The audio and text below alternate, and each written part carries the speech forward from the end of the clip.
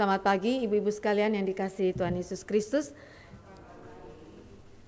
Baik, kita pada hari ini kembali akan masuk ke dalam perenungan firman Tuhan di dalam subtema kita mengenai Kristus dan kekudusan umat Allah. Mari kita berdoa memohon anugerah Tuhan sebelum kita sama-sama merenungkan firman Tuhan. Mari kita berdoa. Bapa dalam kerajaan surga, kami datang kepada Tuhan bersyukur untuk kasih karunia Tuhan yang besar dalam kehidupan kami sebagai umat kepunyaan Tuhan. Kami bersyukur karena di tengah-tengah keadaan kami ada saudara-saudara kami yang juga mengalami keadaan-keadaan yang sukar, tetapi juga ada orang-orang yang mengalami keadaan yang sukacita. Dalam seluruh keadaan sedemikian kami sadar bahwa Engkau adalah Allah yang menetapkan segala sesuatu terjadi dalam kehidupan kami. Engkau adalah Allah yang memegang kendali atas kehidupan kami, atas seluruh alam semesta ini, sehingga Engkau mengizinkan segala situasi ini terjadi dalam kehidupan kami. Kami datang kepada Tuhan berdoa dan bersyukur, tetapi juga kami mohon pimpinan penyertaan Tuhan melalui firman yang kami dengar. Biarlah firman ini memberikan kepada kami kekuatan, firman ini menegur kami dan mengoreksi kehidupan kami agar hidup kami sebagai orang Kristen makin hari makin diperbaharui serupa dengan Kristus. Terpujilah nama-Mu Tuhan, dalam nama Yesus Kristus Tuhan kami berdoa dan menyerahkan waktu ini di dalam tangan pengasihan Tuhan. Amin. Bapak Ibu yang dikasihi oleh Tuhan Yesus Kristus, mari kita membaca bagian firman Tuhan dari Kolose pasal yang ketiga ayat 5 sampai dengan ayat yang ke-17.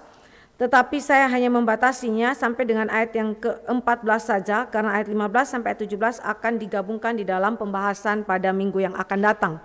Mari kita baca Kolose pasal 3 ayat 5 sampai dengan ayat yang ke-17. Saya baca ayat yang ke-5, ibu-ibu sekalian baca ayat yang ke-6, kita bergantian sampai dengan ayat yang ke-17. Manusia baru, karena itu matikanlah dalam dirimu segala sesuatu yang duniawi, yaitu percabulan, kenajisan, hawa nafsu, nafsu jahat, dan juga keserakahan yang sama dengan penyembahan berhala.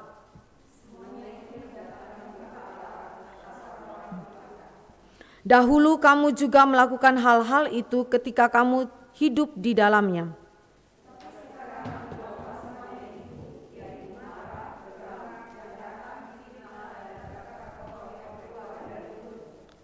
Jangan lagi kamu saling mendustai, karena kamu telah menanggalkan manusia lama serta kelakuannya.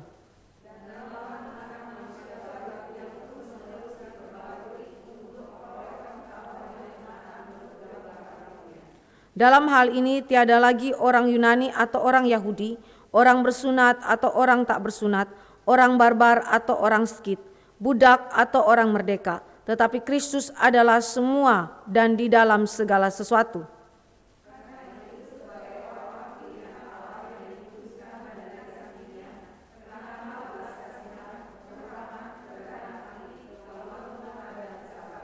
Sabarlah kamu seorang terhadap yang lain, dan ampunilah seorang akan yang lain.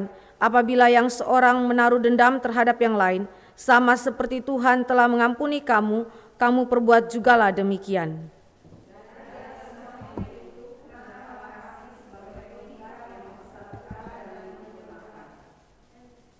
Hendaklah damai sejahtera Kristus memerintah dalam hatimu, karena untuk itulah kamu telah dipanggil menjadi satu tubuh, dan bersyukurlah.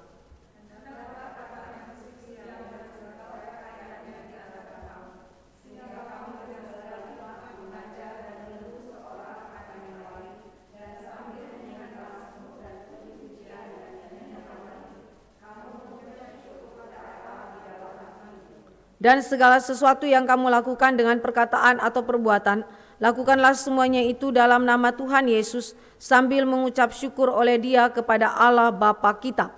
Demikian pembacaan firman Tuhan. Sekali lagi hari ini kita hanya bahas sampai dengan ayat yang ke-14 saja. Ibu-ibu yang dikasihi oleh Tuhan Yesus Kristus, kita sudah banyak belajar mengenai doktrin yang Paulus itu bicarakan di dalam pasal 1 sampai dengan pasal yang ketiga. Maka hari ini Paulus membawa engkau dan saya untuk masuk ke dalam hal-hal praktis. Bagaimana doktrin itu bukanlah doktrin yang abstrak, tetapi doktrin itu adalah doktrin yang konkret di dalam kehidupan kita sebagai umat Allah, yang berfungsi di dalam kehidupan praktika kita. Nah, mari kita lihat ada beberapa hal yang kita akan renungkan di dalam teks kita. Yang pertama, apa artinya pengudusan? Apa artinya pengudusan? Kalau kita memperhatikan di dalam teks kita, apa artinya pengudusan? Di situ Louis Berkhof, saya mengutip daripada Louis Berkhof, dia memberikan kepada kita definisi tentang pengudusan. Di situ dikatakan bahwa pengudusan adalah tindakan Roh Kudus yang penuh kasih karunia dan terus-menerus atau progresif, yang olehnya ia membebaskan orang berdosa yang sudah dibenarkan dari kecemaran karena dosa, memperbaharui keseluruhan naturnya dalam gambar dan rupa Allah, dan memampukannya melakukan perbuatan baik. Itulah definisi daripada pengudusan. Dan seluruh teks yang tadi kita baca dari ayat 5 sampai dengan ayat 17 mengimplikasikan ajaran mengenai pengudusan ini. Jadi pengudusan itu bukanlah tindakan manusiawi, tetapi pengudusan adalah tindakan Roh Kudus bagi kita secara terus-menerus. Tetapi di sisi lain, waktu kita akan membaca teks ini, kita akan menemukan bahwa ternyata di dalam proses pengudusan ada sinergisme. Ada sinergisme antara Allah dan manusia. Nah, saudara yang dikasih oleh Tuhan Yesus Kristus, itu berarti ketika saudara dan saya melihat akan pengudusan, Kristus adalah Allah yang menyelamatkan kita. Dia adalah kepala daripada gereja dan tidak membiarkan umat kepunyaannya, tubuhnya itu hidup di dalam kekotoran, di dalam kenajisan. Karena itu dia menguduskan kita. Nah, sekarang apa ciri pengudusannya? Apa yang dia lakukan bagi kita? Jika itu adalah sesuatu pekerjaan kasih karunia Allah yang terus menerus di dalam hidup kita, membersihkan kita sampai kepada titik kesempurnaan di akhir zaman nanti, lalu apakah ciri-ciri pengudusan yang dikerjakan Allah dalam hidup kita? Pertama, saudara dan saya membaca di dalam keseluruhan daripada perjanjian baru maupun perjanjian lama, pengudusan adalah buah daripada karya Allah di dalam diri manusia. Pengudusan adalah buah daripada karya Allah di dalam diri manusia. Jadi ini bukan berupa kesalehan-kesalehan palsu yang dibuat oleh manusia berdasarkan natur alamiah dia. Tidak. Karena saudara dan saya juga menemukan bahwa banyak kesalehan-kesalehan yang dilakukan oleh orang-orang di luar Kristen yang juga bahkan kalau kita lihat lebih baik daripada orang Kristen. Ya, di dalam mereka menghidupi praktika etika mereka sehari-hari ya. Jadi saudara dan saya melihat bahwa ini adalah bukan pekerjaan daripada manusia secara esensial, tetapi ini adalah buah daripada karya Allah, karya Roh Kudus di dalam kehidupan kita, dan buah daripada persekutuan hidup bersama dengan Kristus. Berarti ada dua ya. Buah daripada karya Allah dalam hidup kita, tetapi ini juga adalah buah persekutuan hidup bersama dengan Kristus. Hidup bersama dengan Kristus adalah pekerjaan daripada umat Allah. Ya, jadi saudara dan saya melihat bahwa ada sinergisme di dalam konteks pengudusan. Nah, pengudusan ini saudara mempengaruhi totalitas hidup manusia, tubuh, jiwa, intelektual, perasaan, kehendak. Jadi itu berarti ketika saudara dan saya mengetahui akan seluruh doktrin kristologi yang begitu bagus, begitu indah, agungnya, saudara dan saya ingat bahwa itu semua memiliki implikasi etis dalam hidup kita. Roh Allah hadir dalam hidup kita, dia memberikan natur yang baru dalam hidup kita, dan dia mempengaruhi seluruh totalitas hidup kita dan mengubah keberadaan kita. Jadi saudara, pengudusan berbicara mengenai perubahan total daripada hidup kita, transformasi radikal, tubuh jiwa kita, intelektual, perasaan, kehendak kita, semuanya berubah. Semuanya berubah. Tentu ini adalah perubahan yang progresif. Perubahan yang tidak langsung didapatkan secara 100%, tetapi langsung dikerjakan oleh Roh Kudus secara bertahap dalam hidup kita. Nah, yang kedua, kita lihat ciri khas daripada pengudusan. Ciri khas daripada pengudusan yang kedua adalah mula-mula terjadi dalam hidup bawah sadar manusia, kemudian menembus ke dalam kehidupan sadar manusia, sehingga diperlukan sarana-sarana tertentu dalam pertumbuhannya. Saudara dan saya ingat, ini adalah pertama kali Roh Allah kerja di bawah sadar manusia. Saudara dan saya tahu bahwa kesadaran manusia itu meliputi intelektual, perasaan, kehendak. Itu kesadaran manusia. Tetapi ada wilayah bawah sadar manusia yang dimana saudara dan saya tidak sadari itu mendrive seluruh pikiran, perasaan, dan kehendak kita. Saudara dan saya tidak sadar bahwa sadar kita itu akan begitu mempengaruhi kita dalam pengambilan keputusan kita. Contoh, saudara dan saya berhadapan dengan situasi-situasi yang menuntut keputusan spontan. Dan ketika saudara refleks, ya, meresponi itu, spontan meresponi itu, nah biasa yang keluar adalah apa? Apa yang ada di bawah sadar saudara? Apa yang ada di bawah sadar saudara yang mempengaruhi pikiran, perasaan, dan kehendak kita yang menyebabkan refleks ya, respon spontan itu terjadi. Nah, saudara, waktu Kristus melalui Roh Kudus bekerja dalam hidup kita, melakukan pengudusan, pertama-tama dia kerjakan itu di bawah sadar kita. Karena Allah adalah Allah yang mengendalikan kesadaran kita, pikiran, perasaan, dan kehendak kita melalui pekerjaan dia di bawah sadar.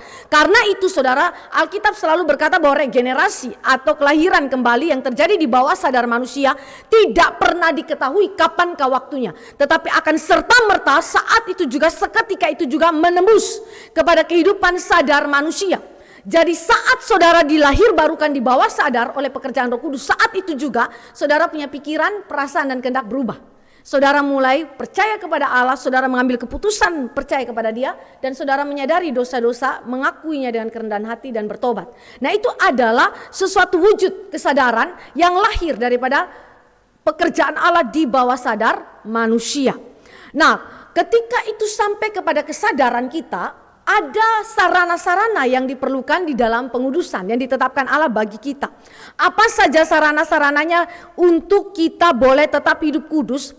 Paling tidak ada 3 sampai 4 sarana yang ditetapkan Alkitab bagi kita. Yang pertama, saudara dan saya melihat di dalam pertumbuhan pengudusan orang-orang percaya, Allah memakai sarana pertama adalah iman. Ya, kita lihat di dalam Efesus 6 ayat 16 misalnya, di dalam perbandingannya. Efesus 6 ayat yang ke-16. Efesus 6 ayat yang ke-16. Kita lihat di situ kalimat daripada Rasul Paulus, dalam segala keadaan pergunakanlah perisai iman, sebab dengan perisai itu kamu akan dapat memadamkan semua panah api dari si jahat. Jadi iman di sini adalah iman yang berkaitan dengan sarana. Apa yang Allah pakai untuk saudara dan saya dikuduskan, hidup di dalam pengudusan yang Roh Allah kerjakan. Ingat, ketika itu masuk ke dalam kesadaran kita, kita butuh sarana pertumbuhan kekudusan kita. Jadi Allah pakai iman. Nah, iman di sini maksudnya apa? Iman di sini berbicara mengenai ketaatan kita kepada Allah yang penuh kasih dan kasih kita kepada sesama kita. Jadi sekali lagi, berbicara mengenai iman sebagai sarana pengudusan kita adalah ketaatan kita yang penuh kasih kepada Allah dan kasih kita kepada sesama. Itulah iman yang dimaksudkan kepada sebagai sarana pengudusan yang Allah pakai untuk menguduskan kita. Kedua, sarana yang Allah pakai untuk menguduskan kita di dalam Alkitab adalah firman Allah. Di dalam Efesus 6 ayat 14, 15, dan 17 juga berbicara bahwa firman Allah adalah pedang roh. Pedang rohani yang kemudian dapat melawan balik serangan iblis dan memenangkan peperangan itu ya. Dan kita melihat bahwa Yesus Kristus juga memakai firman sebagai senjata dia untuk apa? Melawan cobaan-cobaan daripada iblis, dan dia memenangkan pencobaan itu. Jadi Kristus di dalam natur kemanusiaannya, dia juga mengalami proses di dalam arti Roh Allah menguduskan hidup dia. Bukan karena dia tidak kudus, dia sudah kudus, tetapi dia mengalami proses yang sama seperti kita, bahwa dia pun memakai firman Allah untuk menjaga kekudusan, menjaga ketaatan dia untuk senantiasa hanya kepada Allah dan kepada firman-Nya saja. Yesus yang adalah anak Allah pakai firman Allah ya sebagai sarana untuk pertumbuhan iman dan pertumbuhan kekudusan dia. Tentu sekali lagi ini tidak kemudian membuang status Kristus yang merupakan pribadi anak Allah yang adalah tidak berdosa itu ya. Nah, kita lihat yang ketiga, sarana yang dipakai Allah dalam pengudusan apa yang ditetapkan di dalam Alkitab adalah doa. Kita bandingkan lagi dalam Efesus 6 ayat 18, di situ dikatakan bahwa doa adalah salah satu daripada senjata yang Allah berikan kepada kita untuk memampukan kita supaya kita boleh tetap waspada, kita boleh tetap peka, kita boleh tetap terpaut kepada Allah dan firman-Nya. Kita pakai iman sebagai perisai iman, kita pakai firman Allah sebagai pedang roh. Tetapi saudara dan saya harus ingat bahwa seluruh efektivitas daripada sarana yang Allah berikan ada di dalam doa.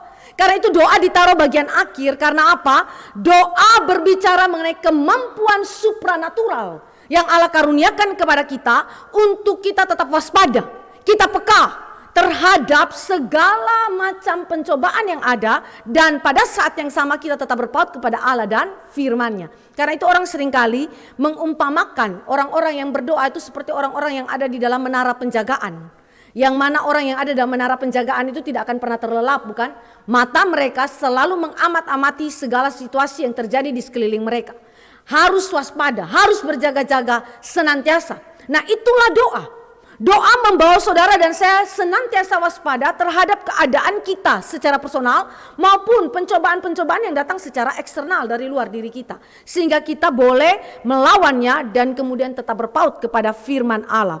Dan yang keempat, sarana yang Allah pakai untuk mempertumbuhkan pengudusan kita dalam hidup kita adalah sakramen.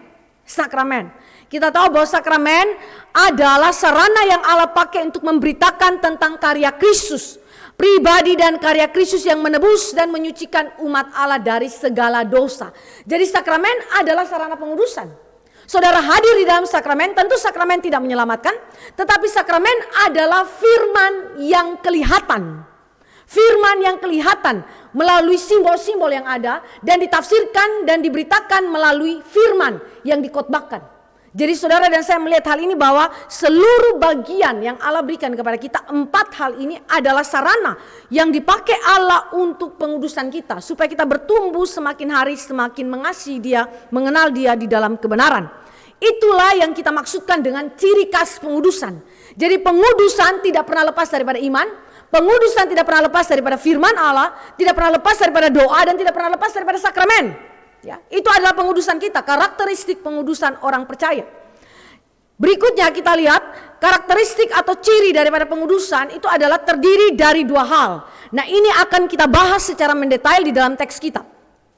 Yaitu kematian dari manusia lama, tubuh yang berdosa, atau dengan kata lain penyaliban manusia yang lama yang terjadi setahap demi setahap.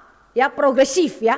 Kita bisa bandingkan itu dalam Roma 6 ayat 6 dan Galatia 5 ayat 24. Sekali lagi ini akan kita bahas di kemudian slide selanjutnya ya.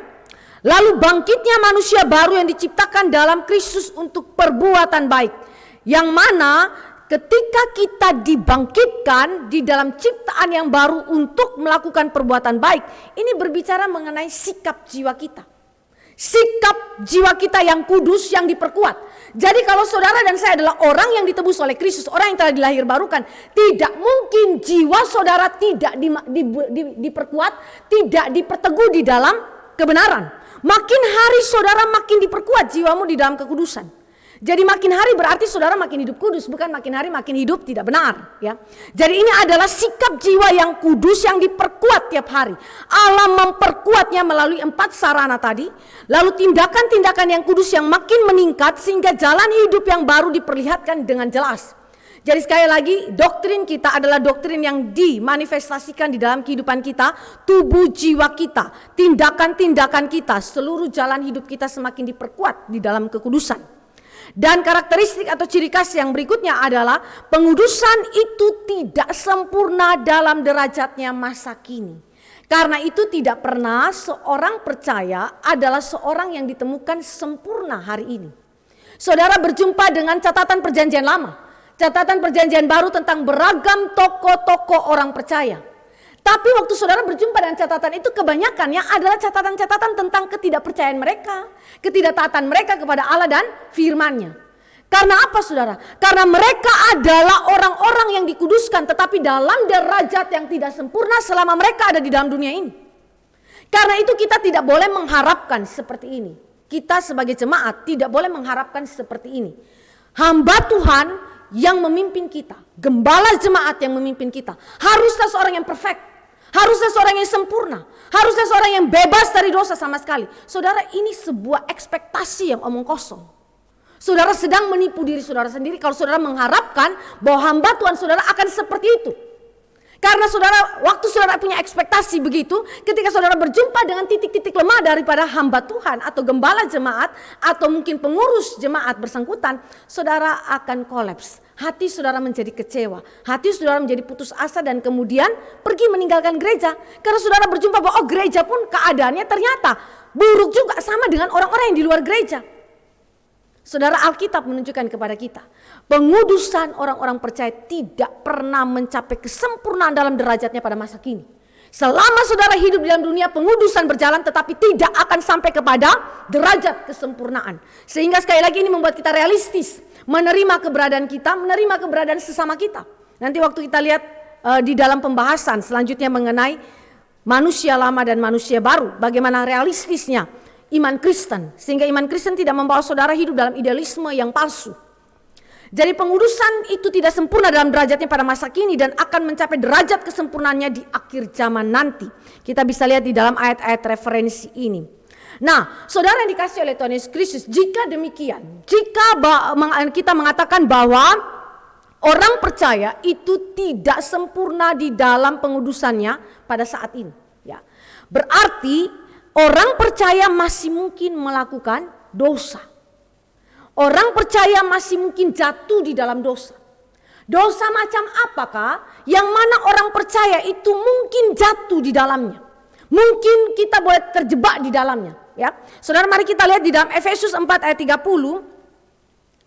Bagaimana orang-orang percaya juga dibicarakan secara terus terang oleh Alkitab bahwa mereka pun mungkin jatuh di dalam dosa. Dosa seperti apa? Efesus 4 ayat yang ke-30. Dan janganlah kamu mendukakan Roh Kudus Allah yang telah memeteraikan kamu menjelang hari penyelamatan. Mendukakan Roh Kudus. Juga di dalam 1 Tesalonika 5 ayat 19. Mari kita baca ayat ini, 1 Tesalonika 5 ayat 19.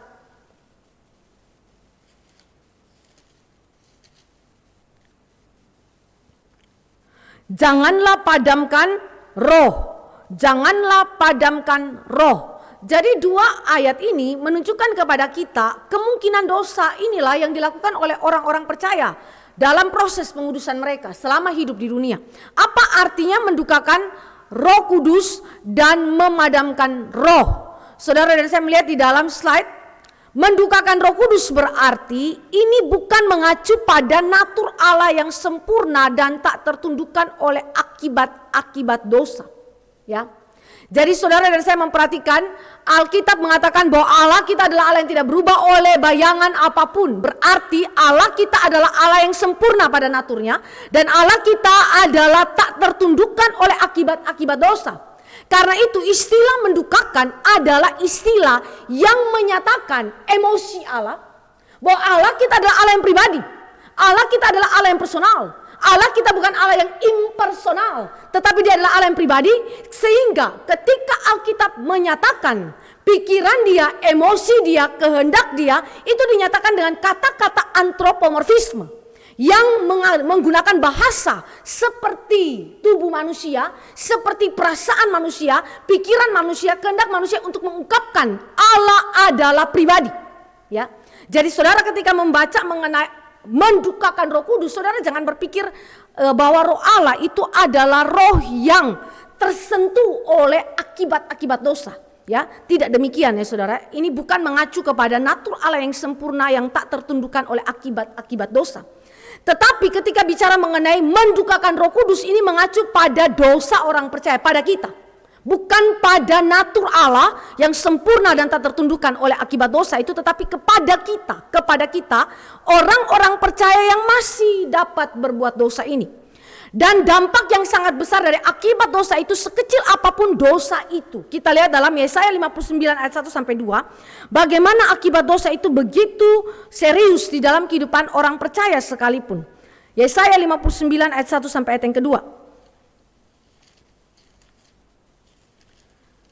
Sesungguhnya tangan Tuhan tidak kurang panjang untuk menyelamatkan, dan pendengarannya tidak kurang tajam untuk mendengar. Tetapi yang merupakan pemisah antara kamu dan Allahmu ialah segala kejahatanmu, dan yang membuat dia menyembunyikan diri terhadap kamu sehingga ia tidak mendengar ialah segala dosamu. Jadi ini adalah kalimat Yesaya yang menunjukkan bahwa orang percaya dapat saja mengalami keadaan ditinggalkan Allah. Keadaan di mana Allah menyembunyikan diri daripadanya, keadaan di mana Allah mengasingkan dirinya daripada kehidupan orang percaya. Karena apa? Karena dosa kita. Itu adalah dampak yang sangat besar dari dosa orang-orang percaya ketika mereka mendukakan Roh Kudus, yaitu pemisahan antara orang percaya dan Allah untuk sementara waktu, dan terhalangnya pekerjaan anugerah Roh Kudus yang berkelanjutan. Saudara mungkin dapat merasakan ini ketika saudara dan saya ada di dalam dosa-dosa yang paling kecil sekalipun. Kita tidak usah sebutkan dosa yang besar. Ya, tentu dalam Alkitab tidak ada pembedaan dosa besar, dosa kecil. Tetapi tentu di dalam saudara dan saya melihat misalnya dosa-dosa yang motivasi kita bergeser sedikit saja daripada Tuhan, bergeser sedikit saja dari pusat kita kepada Kristus dan firman-Nya, langsung ada rasa di situ keterasingan daripada Allah. Rasa di mana Allah itu menyembunyikan diri daripada kita. Ada kekeringan secara rohani di sana yang memberikan indikasi kepada kita bahwa ada sesuatu hal yang hilang dalam kehidupan kita. Tapi syukur kepada Tuhan bahwa hal ini terjadi sementara.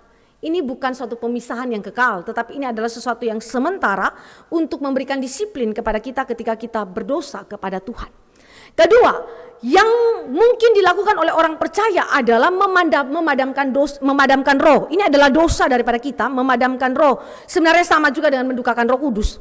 Nah, memadamkan roh ini mengacu pada dosa-dosa orang percaya yang dapat merusakkan pekerjaan Roh Kudus, di mana Roh Kudus mungkin menarik diri untuk sementara dari hati mereka. Kita lihat dalam Mazmur pasal 51 ayat 13 ketika Daud mengakui dosanya dengan Batsheba.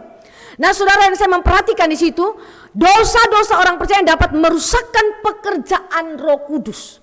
Kalau tadi saya menyebutkan hal yang bersifat personal, yaitu saudara punya pusat, fokus jiwa kita bergeser dari Allah dan firman kepada hal yang lain. Sekarang saudara dan saya merusak pekerjaan Allah melalui dosa-dosa kita. Contoh apa itu saudara? Saudara dan saya banyak membahas tokoh-tokoh yang waktu lampau. Contoh Simon Petrus, contoh daripada perjanjian lama, seorang yang begitu gagah perkasa, Simson. Mereka adalah orang-orang yang adalah orang percaya, tetapi mereka merusak pekerjaan Tuhan. Merusak pekerjaan Tuhan dengan cara apa? Memadamkan roh. Saudara, ini adalah sesuatu hal yang sangat-sangat membahayakan, karena kita dapat menghambat pekerjaan Allah di dalam kehidupan kita dan menghambat pekerjaan Allah dalam kehidupan gereja Tuhan secara komunitas, gara-gara dosa kita. Gara-gara dosa kita, saudara. Saudara dan saya bisa lihat bagaimana Tuhan menghukum daripada Simson misalnya. Dia menjadi orang yang dipenjarakan. Untuk kurun waktu tertentu dia di dalam penjara. Dia menjalankan tugas dia sebagai seorang nasir? Tidak, dia stop, saudara. Untuk sementara dia ada di dalam penjara. Dia tidak menjalankan tugasnya sebagai seorang nasir. Simon Petrus ketika dia menyangkali Tuhan Yesus, untuk sementara dia kembali kepada pekerjaan dia yang lama sebagai nelayan. Ya, jadi ada masa di mana saudara dan saya menjadi penghambat daripada pekerjaan Tuhan. Karena apa? Karena dosa saudara. Ya. Dan ini adalah fakta kehidupan daripada kita sebagai orang-orang percaya, bahwa kita adalah orang yang dapat melakukan dosa, mendukakan Roh Kudus dan memadamkan roh di dalam kehidupan kita. Meskipun memadamkan roh atau mendukakan Roh Kudus terjadi akibat dosa-dosa umat Allah, Roh Kudus tidak pernah menarik dirinya dari kehidupan umatnya untuk selama-lamanya.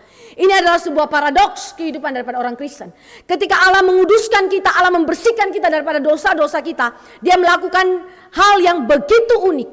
Dia menunjukkan dua macam cara keberadaan Dia yang sangat unik dan paradoks dalam hidup kita. Apa itu? Ketika saudara berdosa, Dia menunjukkan keterasingan kita daripada Dia. Dia menyembunyikan diri Dia. Dia menarik kehadirannya untuk sementara waktu. Tetapi di sisi yang lain, ini yang disebut dengan paradoks. Dia hadir secara terus-menerus, kekal dalam kehidupan umat Allah. Jadi saudara, ini adalah cara kehadiran Allah yang unik sekali dalam kehidupan kita sebagai orang-orang percaya. Jadi dalam hal ini kita melihat bagaimana Allah memang bicara secara terbuka tentang keadaan kita sebagai manusia yang telah ditebusnya. Bahwa kita mungkin jatuh dalam dosa, dan walaupun kita jatuh dalam dosa, kita tidak akan kehilangan kehadiran Dia yang kekal. Walaupun untuk sementara waktu kita didisiplinkan. Nah sekarang, saudara dan saya mulai masuk ke dalam proses pengudusan itu. Apa saja yang dibicarakan tentang pengudusan di dalam teks kita, pasal 3 ayat 5 sampai dengan ayat yang ke-14 khususnya. Kita akan bicara dua hal, manusia lama dan manusia baru. Yang pertama kita lihat proses pengudusan itu berkaitan dengan manusia lama kita. Sebagaimana tadi saya katakan bahwa orang percaya mungkin jatuh dalam dosa, ini berbicara bahwa keberadaan manusia lama yang masih ada di dalam kita. Yang kita sebutkan berdasarkan pemikiran daripada John Owen itu adalah indwelling sin. Dosa yang berdiam di dalam diri kita, yang masih ada dalam diri kita. Maka bagaimanakah proses pengudusan berjalan dalam hidup kita? Alkitab berkata 2-3 kata yang menunjukkan bahwa Allah memproses kita daripada manusia lama kita. Apa itu? Dalam ayat yang kelima. Karena itu, setelah seluruh doktrin yang telah dipelajari, karena itu, matikanlah dalam dirimu segala sesuatu yang duniawi, yaitu percabulan, kenajisan, hawa nafsu, nafsu jahat, dan juga keserakahan yang sama dengan penyembahan berhala. Matikanlah. Lalu kemudian kita lihat di dalam ayat selanjutnya, ayat yang ke-8. Tetapi sekarang buanglah semuanya ini, yaitu marah, geram, kejahatan, fitnah, dan kata-kata kotor yang keluar dari mulutmu. Buanglah. Lalu kemudian ayat yang ke-9. Jangan lagi kamu saling mendustai karena kamu telah menanggalkan manusia lama serta kelakuannya. Kamu telah menanggalkan manusia lama serta kelakuannya. Jadi kalimat di sini langsung menunjukkan kepada kita 3 kata penting yang menunjukkan pengudusan yang Allah kerjakan terkait dengan manusia lama. Matikanlah, buanglah, tanggalkanlah. Ya, saudara yang dikasih oleh Tuhan Yesus Kristus, ketiga kata ini ditulis di dalam tindakan yang aktif terus menerus. Jadi bukan satu kali saja, tetapi ini adalah sebuah tindakan usaha yang dilakukan secara terus menerus selama kita hidup di dunia ini. Terus menerus, saudara ya. Saudara yang dikasih oleh Tuhan Yesus Kristus, ketika kita berbicara mengenai tindakan terus menerus, matikanlah, buanglah, tanggalkanlah, maka ini berbicara mengenai 2 hal yang merupakan tension di dalam kehidupan daripada kita sebagai orang percaya, atau ketegangan yang minggu lalu sempat saya sebutkan. Apa itu? Status orang percaya already sekarang. Bahwa orang percaya itu telah disatukan di dalam Kristus. Bahwa orang percaya telah menjadi bagian dari zaman yang akan datang, kerajaan sorga yang akan datang itu, karena mereka telah memiliki natur yang baru yang dikerjakan oleh Roh Kudus dalam kehidupan kita. Itu already sekarang. Ketika saudara percaya kepada Kristus oleh pekerjaan Roh Allah, saudara mengalami semuanya ini sekarang. Berarti saudara telah dikuduskan, saudara telah dibenarkan sekarang. Tetapi di sisi yang lain, tension ini adalah berkaitan dengan kondisi kita. Kondisi kita sebagai orang percaya yang masih bersifat not yet, belum sempurna, belum 100% bebas dari dosa. Yang tadi saya katakan ya, dalam derajatnya tidak mencapai kesempurnaan dalam pengudusan sekarang. Di mana masih ada dosa di dalam diri kita, masih ada kita hidup di dalam zaman ini secara temporal. Di mana zaman inilah zaman yang dikuasai oleh dosa, dikuasai oleh iblis. Kita masih ada hidup di dalamnya. Dan kita tidak segera dibebaskan daripada natur lama kita. Itu fakta. Sehingga sekali lagi ketika kita berusaha terus menerus selama hidup kita, matikan, buang dan tanggalkan manusia lama kita, ada tension di dalam hal ini. Status kita yang sudah already, sudah perfect, tetapi di sisi yang lain kondisi kita yang tidak atau belum perfect ini. Saudara dan saya akan melihat ketegangan ini terjadi juga di dalam kehidupan daripada Rasul Paulus misalnya. Ataupun ketegangan itu terjadi di dalam kehidupan daripada hamba-hamba Tuhan lainnya yang saudara dan saya temukan. Misalnya di dalam kehidupan daripada Martin Luther. Ataupun di dalam kehidupan daripada tokoh-tokoh gereja lainnya yang saudara dan saya bisa rujuk ke sana. Jadi kita melihat bahwa banyak sekali tension ini terjadi dalam hidup kita sebagai orang percaya. Kalau tidak ada ketegangan ini, maka kita bukan umat Allah. Maka ketegangan ini sekali lagi adalah ketegangan yang kudus. Yang Allah kerjakan dalam hidup orang percaya. Yang dimana orang percaya sadar bahwa kita adalah umat Allah. Karena kita umat Allah maka kita langsung tegang dengan keadaan atau terus berperang dengan keadaan dosa kita yang ada dalam diri kita.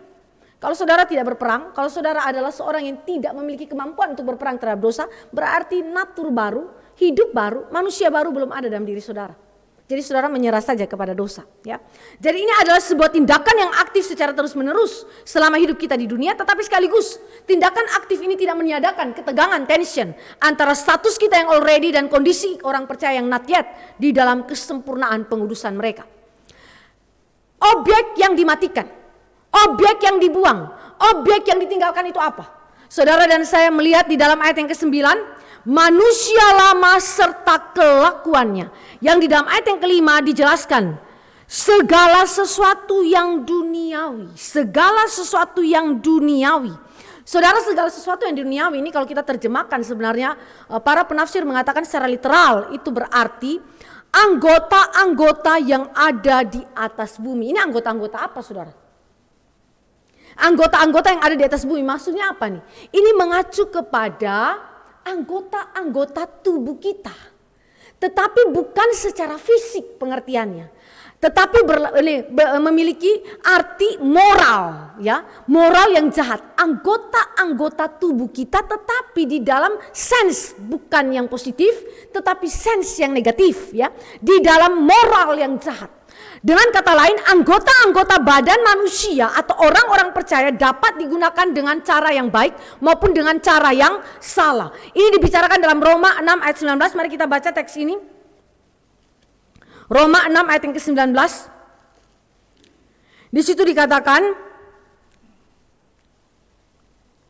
aku mengatakan hal ini secara manusia karena kelemahan kamu. Sebab sama seperti kamu telah menyerahkan anggota-anggota tubuhmu menjadi hamba kecemaran dan kedurhakaan yang membawa kamu kepada kedurhakaan, demikianlah hal kamu sekarang harus menyerahkan anggota-anggota tubuhmu menjadi hamba kebenaran yang membawa kamu kepada pengudusan. Nah, ini yang dimaksudkan di dalam surat Kolose.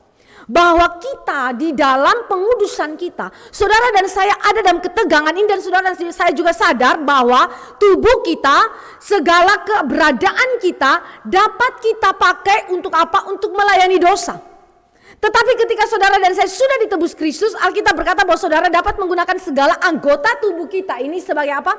Sebagai pelayan kepada kebenaran Allah, pelayan kepada Kristus. Nah, apa yang dimatikan di sini? Yang dimatikan adalah kecenderungan saudara, kecenderungan anggota-anggota tubuh kita untuk mengarah kepada apa yang jahat. Wah, saudara yang dikasih oleh Tuhan Yesus Kristus, ketika kita bicara mengenai anggota-anggota tubuh di sini, itu berarti Alkitab memberikan kepada kita keterangan yang begitu jelas bahwa bukan saja jiwa kita yang jatuh dalam dosa, tapi tubuh kita dengan segala keberadaannya, organ-organ, metabolisme tubuh di dalamnya, semuanya telah tercemar oleh dosa. Karena itu keberadaan tubuh kita tidak akan berlangsung sebagaimana yang Allah rancangkan sejak awal, karena kecemaran di dalam dosa-dosa. Contoh, saudara dan saya, kok bisa ada miom di dalam kandungan? Kok bisa ada kista timbul di dalam kandungan? Dari mana itu muncul?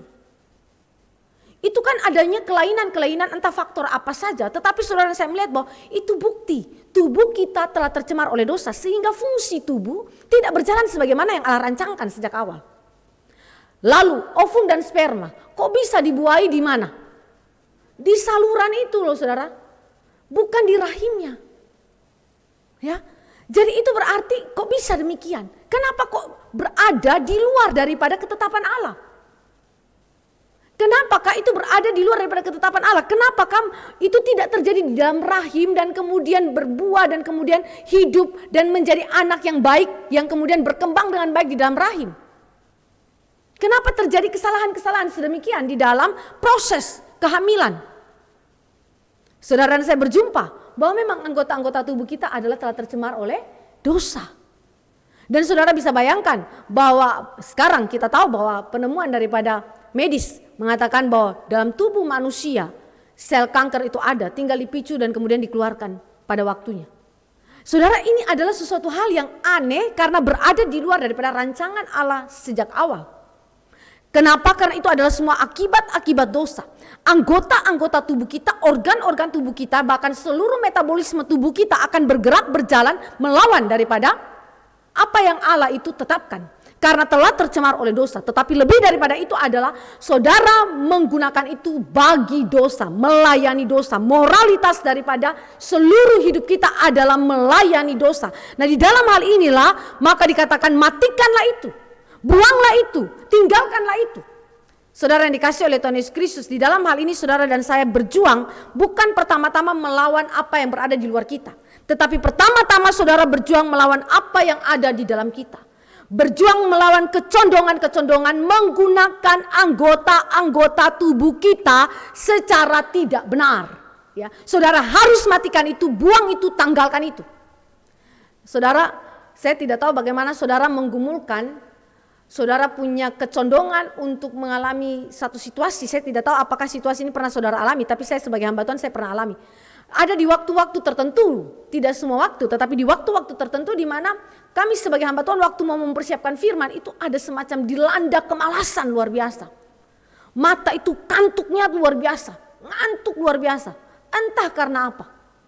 Tetapi tiba-tiba saja itu mendatangi kami, menyergap kami, dan kami tidak bisa menguasai mata sehingga mata ini mau baca Alkitab, mau baca buku-buku tunjangan untuk komentari dan buku-buku sistematika lainnya pun susah minta ampun. Karena apa? Mata ini seolah-olah mau tutup saja. Dan hati ini untuk kemudian berjuang membacanya itu susah sekali, kayak seperti berat kita angkat gerobak yang isinya tuh mungkin beton di dalam. Jadi angkatnya susah sekali, saudara. Saudara pernah mengalami ini? Saya tidak tahu, tapi kalau saya pernah mengalami itu. Tidak setiap waktu, tapi waktu-waktu tertentu. Dan ketika itu kadang-kadang saya mengikutinya dengan tidur. Waktu tidur saudara, pas saya bangun saya lihat jam, wah menitnya sudah mulai mendekati ini. Karena saya biasa persiapan, saya hitung berapa jam dan berapa menit saya harus persiapan. Karena saya juga harus hitung dengan anak saya kalau bangun dan seterusnya. Jadi saudara, ini hal-hal sedemikian membuat kita itu persiapan kurang betul-betul maksimal, saudara. Tetapi apa yang kemudian Allah berikan di dalam hati saya ketika situasi sedemikian menyergap kita secara tiba-tiba. Tidak kita rancangkan, tidak terjadi apapun, tapi tiba-tiba menyergap kita. Apa yang saya lakukan? Saya doakan. Saya doakan dan saya hardik kemalasan itu. Supaya apa? Supaya Tuhan memberikan konsentrasi yang baik. Saudara yang dikasih oleh Tuhan Yesus Kristus, ini yang disebut dengan anggota-anggota yang ada di atas bumi ini. Anggota-anggota badan kita yang dapat digunakan dengan cara yang baik maupun dengan cara yang tidak baik. Dan seringkali saudara dan saya melakukannya dengan cara yang tidak baik. Karena itu matikanlah, buanglah, tanggalkanlah itu. Itu yang menjadi objeknya. Jadi bukan soal saudara membuang, memotong secara fisik ya tubuh kita, tidak. Tetapi ini berkaitan secara figuratif ya, makna rohaninya. Jadi saudara yang dikasih oleh Tuhan Yesus Kristus, ini adalah sesuatu perjuangan, peperangan yang kita harus lakukan seumur hidup kita. Nah, kenapa saudara? Alkitab berkata di dalam ayat yang ke-6, semuanya itu mendatangkan murka Allah atas orang-orang durhaka. Murka Allah. Jadi akibat dosa yang dilakukan oleh orang percaya, jika mereka tidak matikan, mereka tidak buang, mereka tidak tanggalkan hal-hal ini, maka mendatangkan murka Allah bagi orang-orang durhaka. Saudara, murka di sini sekali lagi bukanlah berbicara mengenai tindakan semena-mena daripada Allah, bukan juga sebagai suatu reaksi balas dendam daripada Allah, tetapi murka Allah adalah retribusi Allah yang merupakan reaksi dari kekudusan Allah terhadap dosa-dosa manusia, reaksi kekudusan. Jadi itu berarti berbeda dengan kemarahan yang meledak-ledak tanpa ada alasannya atau sesuatu yang tak terkontrol, tidak. Tetapi murka Allah adalah reaksi kekudusan terhadap dosa. Di mana ada dosa, kekudusan Allah akan segera bereaksi. Dan itu adalah murka Allah, saudara ya, retribusi hukuman yang Allah tuntut kepada kita. Nah, saudara yang dikasih oleh Tuhan Yesus Kristus, saudara yang dikasih Tuhan Yesus Kristus, ini adalah Alkitab berkata, jika kita tidak matikan, kita tidak buang, kita tidak tanggalkan, maka berarti kita sama seperti orang-orang durhaka itu yang dimurkai Tuhan. Orang-orang durhaka adalah orang-orang yang tidak taat kepada Allah. Durhaka di sini berbicara mengenai ketidaktaatan kepada Allah yang berakar kepada orang yang tidak punya iman kepada Allah. Begitu ya, kita lihat dalam Efesus 5 ayat 6 mengindikasikan hal ini. Jadi kalau saudara tidak matikan, saudara tidak buang, saudara tidak tanggalkan, berarti saudara adalah orang durhaka. Dan saudara layak dimurkai oleh Tuhan. Jadi kategori kita itu langsung jelas di situ ya saudara ya. Peperangan terhadap manusia lama adalah wujud daripada pengudusan. Tapi kalau saudara tidak lakukan itu, saudara sama dengan orang durhaka kepada Allah. Dan Allah murka kepada saudara. Saudara, saya melihat di dalam konteks Yahudi maupun non-Yahudi, mereka ini sebelum percaya kepada Yesus Kristus disebut sebagai orang durhaka, orang-orang yang tidak taat kepada Allah.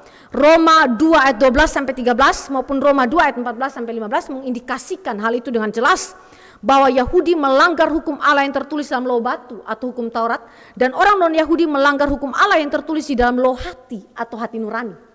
Jadi sama-sama diberikan hukum Allah. Tetapi keduanya adalah durhaka, pendurhaka di hadapan Tuhan karena menjadi pelanggar-pelanggar daripada firman Allah.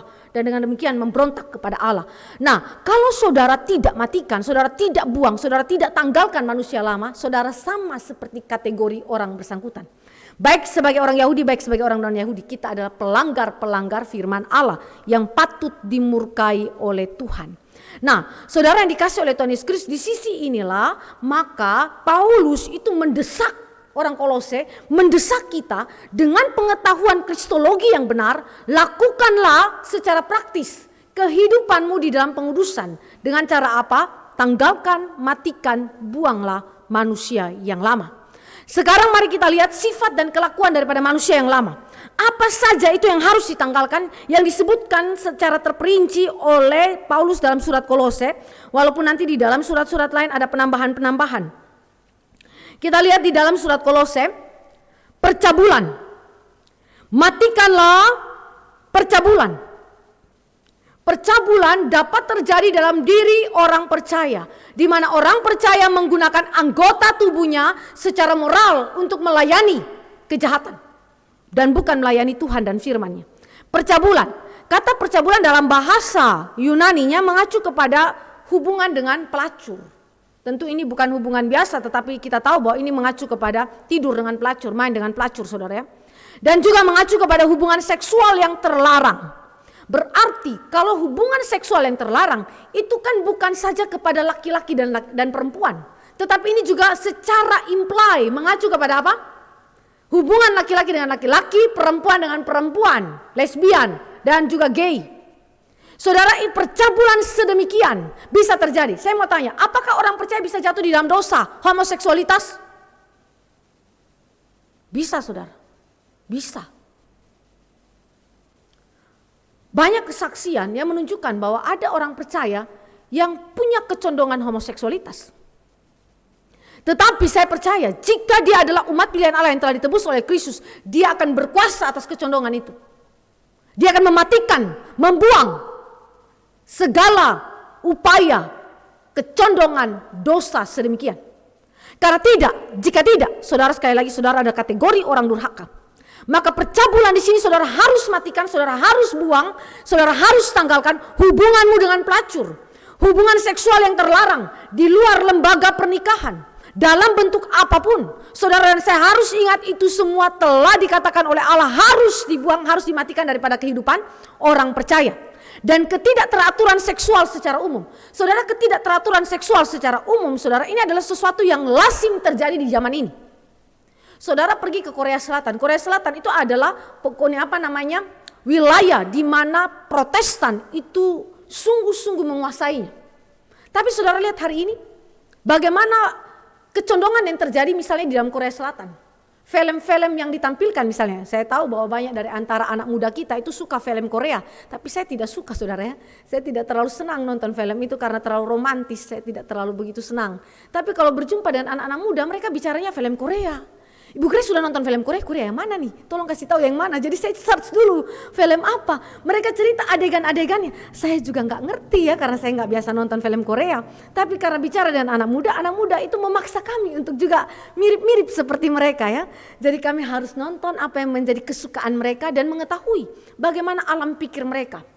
Jadi akhirnya kami melihat bahwa ternyata di dalam negara yang dikuasai oleh agama Protestan sekalipun, saudara, kecondongannya sudah berbeda. Mereka memilih untuk misalnya menikah tetapi tidak memiliki anak. Saudara bisa dengan bank ya, sperma ya. Saudara bisa dengan rahim pinjaman. Ini ketidakteraturan seksual, saudara. Saudara melanggar apa yang disebut dengan order of creation yang Allah tetapkan, saudara. Tapi anehnya teknologi medis mengizinkan itu. Tapi kalau saudara membaca itu di dalam pemikiran daripada Alkitab tolak. Kenapa? Ini ketidakteraturan seksual, saudara. Jika saudara dan saya akan membahas itu kalau kita mau bahas mengenai bioteknologi di dalam urusan pemikiran daripada Alkitab. Jadi percabulan dalam hal ini dia sudah mengcover dosa-dosa yang sekarang ini berkembang, saudara. Berkembang luas dan lazim diterima oleh orang banyak. Yang kedua, saudara dan saya melihat kenajisan. Yang harus saudara matikan, saudara buang, saudara harus tanggalkan adalah penyalahgunaan seks tetapi berlaku bagi berbagai bentuk moral yang jahat. Jadi berarti tidak saja kepada hal seksual, tetapi segala bentuk moral yang jahat apa saja. Saudara dan saya bisa sebutkan itu banyak sekali pelanggaran-pelanggaran moralitas yang terjadi dalam kehidupan kita di dalam lingkungan Indonesia maupun di luar Indonesia, ya, ataupun lingkungan paling kecil adalah Depok.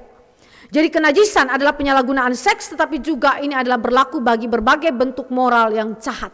Termasuk saudara dan saya membuli orang lain di dalam urusan kata-kata yang verbal, tetapi itu membuli dia di dalam aspek seksualitas dia, atau di dalam urusan saudara menjamah saudara tidak tidur dengan orang bersangkutan, tetapi saudara menyentuh dia di dalam urusan seksualitas. Ya, itu pun adalah bagian daripada berbagai bentuk moral yang jahat yang tidak boleh saudara dan saya lakukan. Saudara mungkin berpikir bahwa ini berarti percabulan itu urusan tidur saja dirancang. Tidak. Alkitab bahas begitu detail. Saya tidak bahas di dalam teks ini, tapi waktu saya bahas di dalam pemikiran daripada para pemuda, terutama di dalam God's Love Wins waktu lalu, saudara, saya tunjukkan bagaimana Alkitab bicara urusan jamah sentuh secara seksualitas saja itu dilarang oleh Tuhan. Saudara, kalau saudara punya anak muda, saudara punya rekan-rekan sekerja yang terlibat di dalam dosa-dosa sedemikian, saudara tidak boleh excuse. Sebagai orang percaya, saudara hadir di situ, saudara tegur dia. Entah nanti saudara diasingkan, tidak peduli. Tapi saudara harus tegur. Karena apa? Karena Alkitab melarang itu. Dan jika saudara bergaul dengan orang-orang sedemikian tanpa saudara menegurnya, saudara pelan-pelan akan mengikutinya. Karena apa? Pergaulan yang buruk merusakkan kebiasaan yang baik.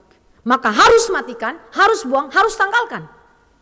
Ketiga, yang ditanggalkan adalah hawa nafsu yang berbicara mengenai beragam emosi dan afeksi yang jahat. Ya, kita lihat di dalam Roma 1 ayat 26. Roma 1 ayat 26. Di situ dikatakan, karena itu Allah menyerahkan mereka kepada hawa nafsu yang memalukan. Sebab istri-istri mereka menggantikan persetubuhan yang wajar dengan yang tak wajar. Ayat yang ke-27. Demikian juga suami-suami meninggalkan persetubuhan yang wajar dengan istri mereka dan menyala-nyala dalam berahi mereka seorang terhadap yang lain. Sehingga mereka melakukan kemesuman laki-laki dengan laki-laki. Dan karena itu mereka menerima dalam diri mereka balasan yang setimpal untuk kesesatan mereka. Jadi saudara perhatikan, Allah menyerahkan mereka kepada apa? Hawa nafsu yang memalukan. Nah, ini bicara mengenai emosi afeksi yang jahat. Kalau tadi saudara dan saya melihat kepada apa yang dilakukan secara aktual, ini apa yang ada secara potensial di dalam diri kita.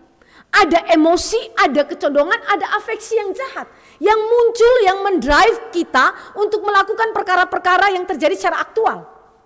Jadi saudara, hal sedemikian perlu kehati-hatian. Kita di sini diajar oleh Tuhan bahwa kita perlu peka. Sekali lagi, bukan dengan orang lain saja, bukan dengan lingkungan kita saja, tapi dengan diri kita sendiri. Karena kita tidak bebas, kita tidak imun terhadap beragam emosi dan afeksi yang jahat. Ya. Saudara dan saya harus memperhatikan hal ini. Ini bukan saja sekedar urusan seksualitas, tetapi juga bisa saja hal-hal yang lain yang jahat yang muncul di dalam emosi dan afeksi kita.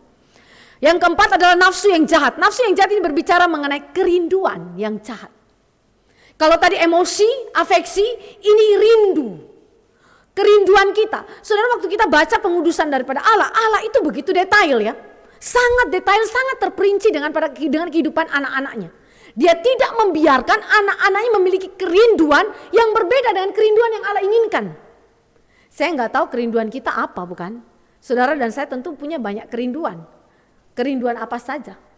Tetapi kadang-kadang dalam kerinduan kita, bias dosa itu ada di dalamnya. Ada di dalamnya. Saudara, waktu saya baca buku Agustinus, cerita kisah biografi Agustinus untuk anak saya. Jadi saya baca tokoh-tokoh, beberapa tokoh, dan kemudian Agustinus saya ceritakan. Saya bilang sama anak saya, ketika Agustinus itu sudah percaya Tuhan Yesus, dan dia menulis kembali kilas balik kehidupan dia di dalam bukunya yang berjudul Pengakuan. Dia mengakui dosa-dosa dia, lalu diingat salah satu dosa yang dia lakukan di masa lampau. Dia berserta temannya itu mencuri buah pir. Dia ambil buah pirnya begitu banyak dari tetangganya dan kemudian hanya untuk senang-senang. Lalu dia berkata begini, di dalam tulisan bukunya dia bilang begini, aku terkejut karena aku mencuri bukan karena aku butuh sesuatu. Tetapi aku mencuri karena memang mencuri itu sendiri. Saudara, ini sesuatu kalimat pengakuan yang unik ya. Dia mencuri bukan karena kebutuhan dia pengen makan minum, bukan. Atau dia kelaparan, tidak. Tapi dia mencuri karena memang pencurian itu sendiri, tindakan mencuri itu sendiri. Berarti kecondongan hati dia memang mau mencuri. Jadi dia mengerjakan itu hanya untuk mencuri. Dan dia mengatakan bahwa itu begitu mengerikan dalam kehidupan saya sebagai seorang muda yang masih hidup di dalam dosa dan belum percaya kepada Tuhan Yesus. Saya mengerjakan itu hanya sebagai kesenangan untuk mencuri. Kesenangan untuk mencuri. Saudara, sekali lagi saya mau mengatakan bahwa Allah kita adalah Allah yang memanggil kita untuk hidup kudus di dalam urusan kesenangan-kesenangan kita, kerinduan-kerinduan kita. Saudara ambil studi, saudara ambil pekerjaan, saudara melakukan apa saja. Pertanyaannya, kerinduan apa yang mendrive kita untuk melakukan itu? Kesenangan apa yang kemudian mendrive kita mengerjakan itu semua? Apakah itu sesuatu yang jahat di hadapan Tuhan atau tidak? Jadi ini adalah hal-hal yang perlu sekali kita amati kehidupan kita dengan begitu terperinci supaya kita boleh hidup kudus di hadapan Tuhan. Kelima, yang ditanggalkan adalah keserakahan penyembahan berhala. Ya, keserakahan itu disamakan dengan penyembahan berhala. Efesus 5 ayat yang kelima. Jadi ini berbicara mengenai pengaturan afeksi yang berpusat kepada hal-hal duniawi, meletakkan objek lain pada tempat Allah di dalam hati sehingga menggantikan Allah sebagai pusat kehidupan. Ini adalah keserakahan yang sama dengan penyembahan berhala. Ya, kalau saudara dan saya ingat, minggu lalu saya kasih contoh mengenai urusan ketamakan. Di dalam penggunaan kemerdekaan hal-hal netral, Alkitab berkata orang Kristen bebas menggunakan segala apa yang Allah ciptakan bagi kemuliaan Allah. Itu kemerdekaan kita. Tetapi kemerdekaan kita melarang saudara dan saya melakukannya di dalam keserakahan atau ketamakan.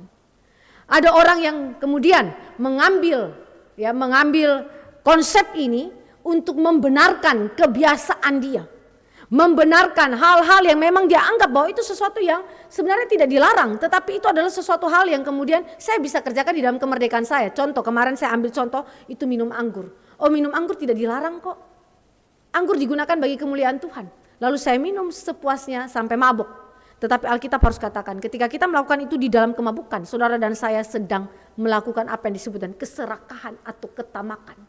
Saudara serakah, saudara tamak sehingga saudara menyebabkan anggur itu sebagai objek utama dalam hidup saudara dan bukan firman yang menjadi batasan. Begitu juga kemewahan, kekayaan. Apa saja yang Allah percayakan kepada kita. Jika saudara mengerjakan itu dengan serakahnya, saudara mengambil itu dengan serakahnya, saudara dan saya ada di dalam posisi penyembah berhala. Saudara, salah satu tulisan bilang begini, jika saudara dan saya diberikan berkat Tuhan lebih dalam hal keuangan, saudara harus ingat bahwa itu adalah berkat yang Allah berikan bagi orang lain melalui saudara. Tidak selamanya itu untuk bagi kita, Allah beri untuk kita. Tetapi itu adalah Allah berikan bagi orang lain melalui kita. Sehingga kadang-kadang saudara dan saya mungkin punya kelebihan-kelebihan yang besar sekali. Saudara dan saya ingat bahwa ketika kita mengingat perkataan ini adalah sesuatu yang sinkron dengan Alkitab. Alkitab mengajar kita untuk menggunakan segala sesuatu di dalam proporsi yang Allah tetapkan. Sesuai dengan porsi yang Allah berikan bagi kita. Dan bukan di dalam ketamakan atau keserakahan. Sehingga orang lain pun dapat dipelihara kehidupannya melalui harta ataupun melalui kemewahan yang Allah berikan kepada kita. Jadi saudara yang dikasih oleh Tuhan Yesus Kristus, di sini kita betul-betul berhati-hati dengan kehidupan kita supaya jangan sampai kita punya hati dikuasai oleh keserakahan, karena keserakahan sama dengan penyembahan berhala. Sudah ada objek lain yang kita sembah di dalam hati kita. Nah, sekarang yang berikutnya kita lihat apa yang mau dibuang, ditanggalkan, dimatikan di dalam proses pengudusan kita. Temperamen yang jahat. Temperamen yang jahat, saudara dan saya lihat di situ. Tetapi sekarang buanglah semuanya ini, marah, geram, kejahatan, fitnah, kata-kata kotor yang keluar dari mulutmu. Jangan kamu saling mendustai. Saudara, ini adalah temperamen yang jahat yang berkaitan dengan tiga hal. Sebenarnya tiga hal ini adalah ungkapan ekspresi daripada emosi. Marah. Marah di dalam teks ini mengacu kepada rasa kebencian yang menetap. Jadi di dalam diri orang percaya masih ada kemarahan, kebencian yang menetap di dalam diri kita. Sehingga itu harus dibereskan, itu harus dimatikan. Saya tidak tahu ya apakah kebencian itu didasarkan kepada kepahitan demi kepahitan yang terus-menerus saudara dan saya alami dalam hidup kita. Sehingga akhirnya itu menyebabkan kebencian di dalam diri kita. Walaupun kita orang percaya, kita tidak imun terhadap aspek kebencian ya. Saudara dan saya bisa benci orang dan kebencian itu bisa saja menetap cukup lama dalam hidup kita. Kita hidup dengan kebencian itu. Alkitab berkata, hentikan itu, matikan itu. Tanggalkan semua sedemikian. Karena kebencian adalah sesuatu yang sangat-sangat mengerikan. Karena itu adalah akar daripada pembunuhan. Kita tahu itu. Geram. Kata geram ini bicara mengenai suatu ledakan nafsu yang menggemparkan. Ledakan emosi yang tidak terkontrol. Kalau tadi marah berkaitan dengan kebencian yang menetap dalam hati kita, sekarang geram berbicara mengenai ledakan kemarahan, ledakan nafsu, ledakan emosi. Saudara dan saya punya ekspresi ledakan beda-beda. Ada orang ekspresi ledakan yaitu halus, tapi nusuk saudara. Tapi ada orang yang ledakan emosinya langsung kasar, keras di depan. Ya, saudara, seperti bom yang langsung meledak, begitu ya. Nah, ini dibicarakan oleh Alkitab. Ledakan emosi saudara pun dikontrol oleh Alkitab. Ini tentu berbeda dengan waktu Tuhan Yesus marah, bukan, di bait Allah itu, dan kemudian menjungkir balikan meja-meja penjual, para pedagang yang ada di situ, itu berbeda. Tetapi saudara dan saya melihat ledakan ini adalah ledakan yang dari temperamen yang jahat. Saudara dan saya tentu mengenal temperamen kita masing-masing. Di titik mana saudara dan saya akan terpicu dengan begitu amat kerasnya, lalu meledak emosi kita. Entah ekspresinya halus ataupun kasar. Saudara harus ingat, geram ini dimatikan, dikontrol, dimatikan dan dibuang, dan kemudian harus kita kemudian menghidupi apa yang benar yang datang daripada Tuhan. Nanti kita lihat manusia baru. Kejahatan ini berbicara mengenai tindakan ganas atau sangat jahat terhadap orang lain. Yang kalau kita perhatikan itu ada di dalam kehidupan dari Kain misalnya. Kain ini mengikuti seluruh proses temperamen yang jahat ini. Benci, marah, lalu geram, meledak emosinya. Tetapi bagaimana dia menaruh atau meletakkan ledakan emosinya itu dia atur dengan begitu rapinya. Ya, dia ajak adiknya dengan cara yang begitu halus sampai adiknya juga tidak curiga terhadap dia, dan dia mengikutinya, dan kemudian di sana terjadilah kejahatan itu, pembunuhan itu, tindakan ganas sangat jahat terhadap orang lain.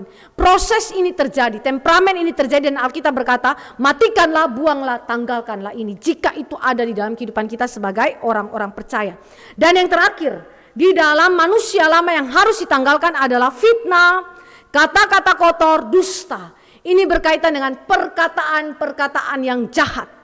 Kalau fitnah itu berbicara mengenai perkataan yang tidak benar, yang disebarkan dengan maksud menodai nama baik dan merugikan kehormatan orang lain. Kita tahu bahwa fitnah ini adalah sesuatu yang begitu mengancam persekutuan daripada orang-orang percaya. Begitu merusak kehidupan daripada orang-orang yang ada di sekeliling kita. Jadi fitnah bukan merusak kita, fitnah merusak orang lain.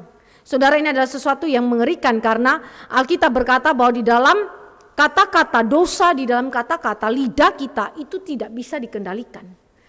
Kalau kapal itu bisa dikendalikan oleh nakoda, tetapi lidah kita tidak bisa kita kendalikan. Sehingga fitnah ini saudara dan saya harus hati-hati berbicara.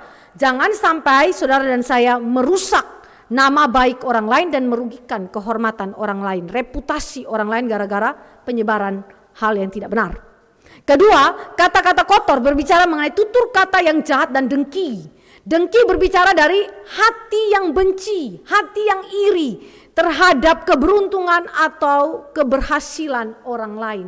Jadi kata-kata kotor itu bukan saja ungkapan kebencian, tetapi ini dengki, saudara. Dengki, iri hati ada di sana. Kita lihat orang lain berhasil, kita tidak siap menerimanya, kita iri dan kemudian kita mengeluarkan kata-kata dengki. Itulah kata-kata kotor, ya. Dan dusta berkaitan dengan perkataan yang tidak benar, kebohongan yang terus-menerus diucapkan. Ada yang berkata bahwa kebohongan yang terus-menerus diucapkan akan diterima sebagai kebenaran. Sehingga ini adalah sesuatu yang mengerikan saudara dalam kehidupan kita sebagai manusia. Saudara dan saya melihat betapa Allah membukakan keadaan kita sebenarnya. Alkitab itu begitu jujur. Alkitab tidak sama dengan kitab-kitab lainnya yang menutup-nutupi keberadaan manusia. Alkitab membuka bobroknya kita, keadaan dosanya kita, sampahnya jiwa kita. Dia buka dengan begitu terang. Supaya apa? Supaya saudara sadar diri berdosa dan cari Kristus sebagai Tuhan yang menyelamatkan kita. Saudara, ini adalah sesuatu yang mengerikan dan Alkitab memerintahkan kita untuk matikanlah, buanglah dan tanggalkanlah dosa-dosa sedemikian. Tidak boleh ada dalam diri kita. Jika itu ada, matikanlah. Jika saudara tidak matikan, jika saudara tidak buang, jika saudara tidak tanggalkan, saudara sama dengan orang durhaka yang layak dimurkai Tuhan. Ini mengerikan. Karena itu saudara dan saya sekali lagi, mari kita bersama-sama mengintrospeksi diri kita dan kemudian berjuang di dalam hal ini. Karena ini adalah bagian daripada pengudusan kita. Kedua, bagaimanakah proses pengudusan itu berlangsung? Tadi dengan cara mematikan, membuang, menanggalkan manusia yang lama. Sekarang mari kita lihat, ini adalah berbicara mengenai manusia baru. manusia baru. Mari kita lihat ayat yang ke-12. Di situ dikatakan, karena itu, sekali lagi kata karena itu dibicarakan. Berarti ada kesinambungan dengan apa yang dikatakan di atas. Sebagai orang-orang pilihan Allah yang dikuduskan dan dikasihinya, kenakanlah belas kasihan, kemurahan, kerendahan hati, kelemah lembutan, dan kesabaran. Jadi ini mengontraskan antara hidup yang lama, manusia yang lama dengan manusia yang baru. Mari kita lihat, dasar bagi manusia yang baru adalah kalimat dalam ayat 12a. Orang-orang pilihan Allah yang dikuduskan dan dikasihinya. Mengapa saudara dan saya harus melakukan atau terlibat di dalam proses pengudusan? Tadi saya katakan pengudusan adalah sinergisme. Betul, ini adalah buah daripada karya Roh Kudus, tapi itu juga buah persekutuan, hidup persekutuan kita dengan Allah. Berarti sinergisme antara karya Allah dan karya manusia yang telah ditebusnya. Jadi apa yang menjadi dasarnya bagi kita untuk mengerjakan pengudusan ini adalah pilihan kekal Allah, predestinasi. Saudara dan saya bisa lihat itu di dalam predestinasi yang dibahas dalam Efesus 1 ayat 5-6. Bahwa di situ dikatakan Allah memilih dan menetapkan kita. Memutuskan untuk memilih dan menyelamatkan kita dalam Kristus berdasarkan kasih kekal Allah. Kasih kekal Allah, predestinasi. Saya sebutkan dua kutipan yang memberikan kepada kita definisi tentang apa itu predestinasi. Predestinasi menurut Duane Spencer adalah sebagai Tuhan yang kekal yang memiliki kebebasan absolut untuk memutuskan apa yang dipandangnya pantas. Allah telah merencanakan suatu rancangan yang meliputi pemilihan orang-orang kudus, election, dan orang-orang yang sudah ditentukan menerima kutuk sejak kekekalan, reprobation. Ya. Jadi ini adalah double predestination. Yang berikutnya pengakuan iman gereja Prancis. Ya. Kita lihat di dalam kalimatnya, kita dianugerahi terang iman oleh karunia tersembunyi Roh Kudus begitu rupa sehingga hal itu merupakan pemberian yang cuma-cuma dan istimewa yang Allah bagikan kepada orang-orang menurut kehendaknya. Jadi di dalam hal ini baik pemikiran daripada Spencer maupun pengakuan iman gereja Prancis menekankan mengenai kedaulatan Allah yang memilih secara bebas dan penuh kasih untuk kita diselamatkan. Dan menetapkan orang-orang yang dikutuk Allah sebagai reprobasi, orang-orang yang tidak dipilih masuk di dalam neraka, hukuman yang kekal. Saudara, ini adalah karunia Allah yang diberikan dengan cuma-cuma di dalam Yesus Kristus berdasarkan kehendak kekalnya. Jadi berdasarkan inilah maka saudara dan saya hidup kudus. Kenapa saudara dan saya hidup kudus? Karena memang saudara dipilih, diselamatkan untuk hidup kudus. Saudara memang ditetapkan Allah bagi kemuliaan Dia, bagi hidup kudus untuk kemuliaan Dia. Jadi saudara, kenapa kita hidup kudus? Bukan karena supaya dilihat orang, bukan supaya dipuji orang, supaya saudara dan saya superior secara rohani, tidak. Berbeda dengan asketisme yang diungkapkan dalam Yudaisme maupun paganisme. Beda. Kita memiliki tanda petik asketisme yang berbeda.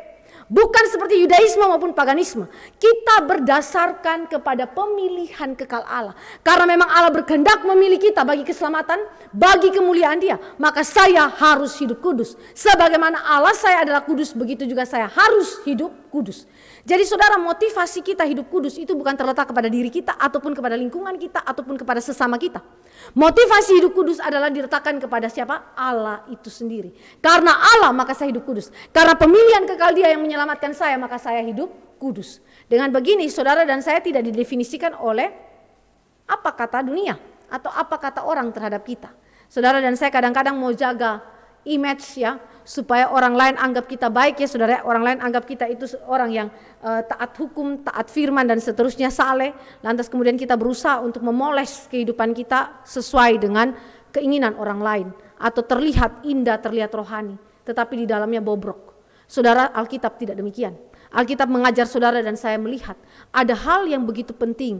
Sebelum saudara hidup kudus, di dalam kekekalan Dia telah menetapkan saudara, memilih saudara untuk hidup kudus. Karena itu saudara kudus, karena memang Dia menyebabkan kita kudus. Ya, dan Dia yang memungkinkan kita untuk boleh berjuang di dalam kekudusan. Ini adalah sesuatu yang penting. Dan tujuan predestinasi, Alkitab berkata, untuk pengudusan umat pilihan Allah sesuai dengan karakter Kristus sebagai kepala gereja. Jadi Allah memilih menyelamatkan kita untuk apa? Supaya kita tidak bercacat celah. Kita ditempatkan di hadapannya dengan tidak bercacat celah. Itu adalah kehendak Allah. Allah mau kita hidup di dalam kekudusan. Allah pilih kita supaya kita hidup kudus. Saudara yang dikasihi Tuhan Yesus Kristus, ini adalah sesuatu yang begitu penting. Supaya apa? Menjaga kita daripada segala pengaruh-pengaruh yang jahat di sekeliling kita. Waktu kita jalan, kita berjumpa dengan banyaknya pencobaan. Berjumpa dengan karakter hidup kita yang berdosa. Dengan begitu banyaknya kerinduan-kerinduan berdosa kita. Apa yang membuat saudara tetap kuat berjalan mengikuti Tuhan? Apa yang membuat kita tetap berada dalam koridor pengudusan Tuhan? Ingat Allah yang maha baik itu, yang telah pilih kita dan selamatkan kita. Ingat tujuan kita dipilih, yaitu apa? Untuk pengudusan. Supaya kita ditempatkan Kristus tidak bercacat celah di hadapan Allah. Itu menjadi hal yang begitu indah, menjadi dasar motif tujuan kita di dalam pengudusan. Nah sekarang, waktu saudara dan saya melihat akan dasar-dasar ini, berarti kita akan masuk ke dalam penerapan daripada manusia baru ini. Dalam ayat 10, ayat 12 dan ayat 14, ada kata yang diungkapkan oleh Paulus. Telah mengenakan, kenakanlah, ya. Di situ ada kalimat yang berulang. Kalau tadi matikanlah, buanglah, ya, dan kemudian tanggalkanlah. Di sini ada pakai kata telah mengenakan, kenakanlah, ya. Kalimat yang menunjukkan kepada analogi pakai baju. Ya, pakai baju, mengenakan baju yang baru, lalu kemudian menanggalkan baju yang lama. Ya, jadi ini adalah sesuatu yang merupakan analogi dari hal memakai baju. Ya, saudara yang dikasihi Tuhan Yesus Kristus, apa artinya telah mengenakan dan kenakanlah? Ayat 10, ayat 12 dan ayat 14. Sekali lagi ini sama dengan istilah matikanlah, buanglah, tanggalkanlah sebagai tindakan atau usaha yang dilakukan secara terus-menerus selama hidup kita. Jadi ini tindakan aktif yang tidak satu kali saja saudara lakukan, tetapi terus-menerus. Matikanlah, buanglah, tanggalkan juga terus-menerus. Begitu juga mengenakan, kenakanlah. Itu adalah sesuatu tindakan terus-menerus, aktif dalam kehidupan kita. Suatu usaha yang harus dilakukan terus-menerus. Dasarnya adalah hidup dan kuasa Kristus yang telah diberikan kepada umat pilihannya akan senantiasa menghasilkan hidup yang diperbaharui terus-menerus. Maksudnya apa, saudara? Kenapa manusia baru itu telah diberikan Kristus dan kemudian kita harus terus-menerus mengenakannya? Ini berbicara mengenai hidup Kristus, kuasa Kristus yang sudah diberikan kepada kita. Dan hidup dan kuasa Kristus itu akan terus-menerus diperbaharui dalam hidup kita. Mari kita lihat 2 Korintus 4 ayat 16. 2 Korintus 4 ayat 16.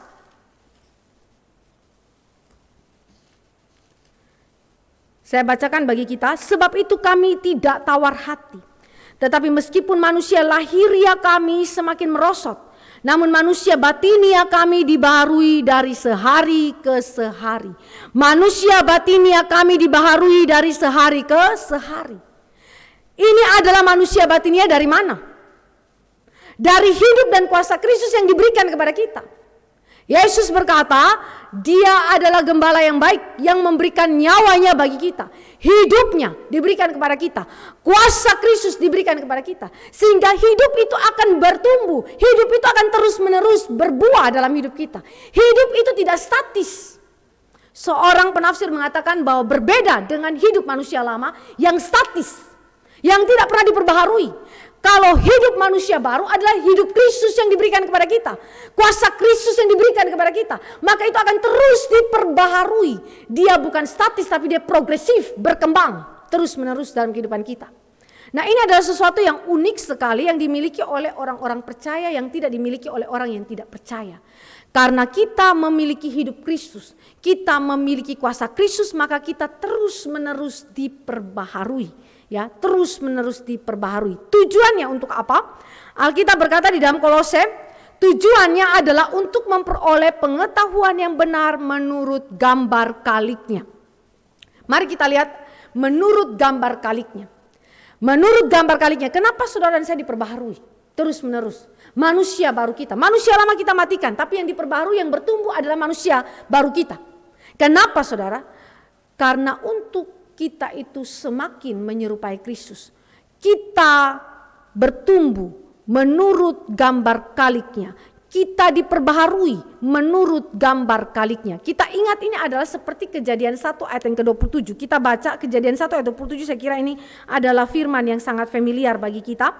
Kejadian 1 ayat 27. Maka Allah menciptakan manusia itu menurut gambarnya. Menurut gambar Allah diciptakannya dia, laki-laki dan perempuan diciptakannya mereka. Menurut gambar Allah kita diciptakan. Tapi kita juga tahu bahwa gambar ini rusak tetapi tidak hilang. Gambar ini rusak ketika manusia jatuh dalam dosa. Sehingga karakter hidup kita, moralitas kita, kecondongan kita, kerinduan kita, semua apa yang tadi dibahas dalam manusia lama itu berubah arah. Dari kudus menjadi tidak kudus. Saudara perhatikan baik-baik, Alkitab menunjukkan bahwa gambar Allah, yaitu kita manusia yang diciptakan menurut gambarnya, ini rusak bukan di dalam strukturnya tetapi di dalam arahnya. Bukan rusak dalam struktur tetapi dalam arah. Maksudnya apa saudara? Struktur itu saudara dan saya hari ini tetap punya tubuh dan jiwa. Itu struktur. Saudara punya pikiran, perasaan, kehendak. Itu struktur. Struktur itu tidak rusak saudara. Struktur itu tetap ada. Tidak pernah rusak oleh dosa. Dia tetap ada. Tetapi yang rusak oleh dosa apa? Arah, kecondongan daripada struktur itu. Fungsinya itu jadi berubah. Dari kudus menjadi tidak kudus saudara. Nah di dalam hal ini saudara dan saya melihat bahwa limitasi daripada dosa. Dosa tidak kemudian menghancurkan totalitas daripada seluruh gambar rupa Allah. Bahwa dia kemudian merusakkan itu betul, tetapi saudara dan saya tidak seluruhnya. Kenapa saudara? Karena struktur masih ada sebagaimana adanya. Ya, struktur tidak hilang oleh dosa. Tetapi yang dirusakkan adalah kecondongan fungsi daripada struktur itu. Sehingga ketika saudara dan saya diciptakan baru oleh Allah, Allah memberikan kepada kita natur yang baru. Natur yang baru. Natur yang baru adalah yang berbeda dengan natur lama, di mana kecondongannya adalah taat Allah, percaya kepada Allah dan firman-Nya. Itu natur yang baru. Saudara dan saya melihat bagaimana Allah harus cipta natur baru karena manusia akan melakukan seluruh aktivitas dia berdasarkan natur dia. Bahwa manusia akan berpikir, berperasaan, berkehendak, berperilaku, berkata-kata berdasarkan natur dia. Kalau natur dia adalah natur lama dalam dosa, maka seluruhnya akan dosa, arahnya akan dosa. Tetapi jika dia memiliki natur baru, maka arahnya adalah arah baru, percaya dan taat kepada Yesus Kristus. Dan uniknya natur baru ini dicipta menurut gambar Kristus. Saudara yang dikasih oleh Tuhan Yesus Kristus, ini bukan berarti bahwa kita tidak dicipta menurut gambar Allah Bapa dan Allah Roh Kudus, tidak. Karena kita dicipta menurut gambar Allah Tritunggal, bukan gambar Kristus saja. Kenapa dikatakan bahwa menurut gambar kaliknya, ini mengacu kepada Adam kedua yaitu Kristus. Karena saudara, Adam pertama, kita yang dicipta menurut daging, di dalam Adam yang pertama telah berdosa. Maka Adam kedua yang memberikan ciptaan yang baru, natur yang baru, manusia yang baru ini memberikan kepada kita kecondongan yang baru, memberikan kepada kita karakteristik yang baru, hidup yang baru, yang berbeda dengan Adam yang pertama, saudara. Karena itu saudara dan saya dikatakan bahwa kita dicipta menurut gambar Adam kedua. Tetapi ini sekali lagi tidak sama dengan mengatakan bahwa hanya Kristus saja kita menyerupai Kristus saja, tidak, tapi menyerupai Allah Bapa, Kristus dan Roh Kudus. Kenapa Kristus saja? Karena dia adalah wakil kita yang kemudian menggantikan Adam pertama dan menjadi orang yang taat sempurna, menggantikan kita. Jadi ini adalah sesuatu yang unik sekali sehingga natur baru kita adalah natur baru yang menyerupai Kristus, yang taat kepada Allah, yang percaya kepada firman-Nya. Lalu identitas baru. Identitas baru saudara, karena saudara dan saya bukan lagi anak-anak kegelapan, tapi saudara adalah anak-anak Allah. Identitas kita baru. Saudara dan saya diberikan identitas baru oleh pekerjaan Roh Kudus ketika dia melahirbarukan kita, meregenerasi kita, memberikan iman dan pertobatan sejati. Dan juga sifat dan perilaku yang baru. Jadi ini adalah hal-hal yang kemudian kita menyerupai Kristus. Karena waktu Kristus datang sekali lagi dia adalah Adam kedua yang menggantikan Adam yang pertama. Dan menunjukkan bagaimana ketaatan sempurnanya kepada Bapa di sorga dan kepada firman. Dan sampai mati di atas kayu salib untuk menebus kita. Sehingga sifat kita, perilaku kita akan menyerupai dia. Begitu ya. Sehingga dengan demikian Tuhan dimuliakan melalui hidup kita. Itulah manusia baru. Jadi manusia baru berbicara mengenai natur baru, identitas baru kita sebagai anak-anak Allah, sifat dan perilaku kita yang baru. Yang bertentangan, berseberangan langsung secara kualitatif dengan manusia yang lama. Dan yang kedua kita lihat tujuannya adalah untuk memperoleh pengetahuan, gnosis yang benar. Tentu beda dengan gnostisisme, dengan klaim-klaim yang waktu lampau saya itu bahas tentang gnostisisme punya klaim. Kita memiliki pengetahuan gnosis yang benar, yang mana melibatkan dua hal. Terjadi transformasi pikiran. Saudara dan saya ingat baik-baik bahwa jendela iman kita itu terletak kepada pikiran kita. Saudara dan saya punya perasaan itu ditentukan dengan pikiran kita. Kehendak kita ditentukan juga oleh pikiran kita. Sehingga saya katakan jendela iman kita itu pikiran. Karena itu ketika saudara dan saya diproses oleh Tuhan, sebagai anak-anak Tuhan di dalam pengudusan, pikiran harus diubah lebih duluan. Kalau saudara punya konsep pikirnya salah, emosi saudara juga jadi salah. Kehendak saudara, perilaku, tutur kata saudara juga jadi salah. Maka sekali lagi perspektif berpikir, pikiran ini begitu memainkan peranan yang penting di dalam kehidupan kita sebagai umat Allah. Dan yang kedua, ketika Allah mentransformasi pikiran kita menjadi pikiran yang kudus, objek pikiran, objek pengetahuan kita adalah Kristus saja. Yang mengubah cara pandang kita terhadap segala sesuatu. Terhadap segala sesuatu. Saudara, saya contohkan saja, kami sebagai hamba Tuhan waktu kami mahasiswa praktek dan kemudian waktu masih duduk di bangku teologia. Ketika ikut master class dan Pak Tong berbicara mengenai urusan janji iman. Lalu kemudian Pak Tong itu menjabarkan tentang penggunaan pengelolaan keuangan kita. Pak Tong langsung mulai hitung satu-satu ya, perpuluhan, lalu kemudian janji iman, macam-macam dia hitung semuanya. Lalu dia bilang begini, kalau seperti ini maka uang yang tersisa untuk pemakaian pribadi kita sangat sedikit. Gubrak, langsung kita yang dengar kita pikir, waduh gaji mahasiswa berapa duit begitu kan. Harus janji iman, perpuluhan kan, perpuluhan pasti. Janji iman, lalu kemudian persembahan, lalu hal-hal lain lagi yang untuk pelayanan. Banyak sekali ya. Belum lagi kalau kita masuk dalam rumah tangga ya. Wah, pikiran kita itu banyak sekali, hitungan kita tuh uang, uang dan uang. Jadi waktu kita memberikan janji iman tuh ada ketidakrelaan tersendiri. Saudara, kita harus akui bahwa ini kita kalau dalam mahasiswa praktek baru banyak kebutuhan di dalam bidang akademik. Saudara, ini menjadi kesukaran tersendiri ya.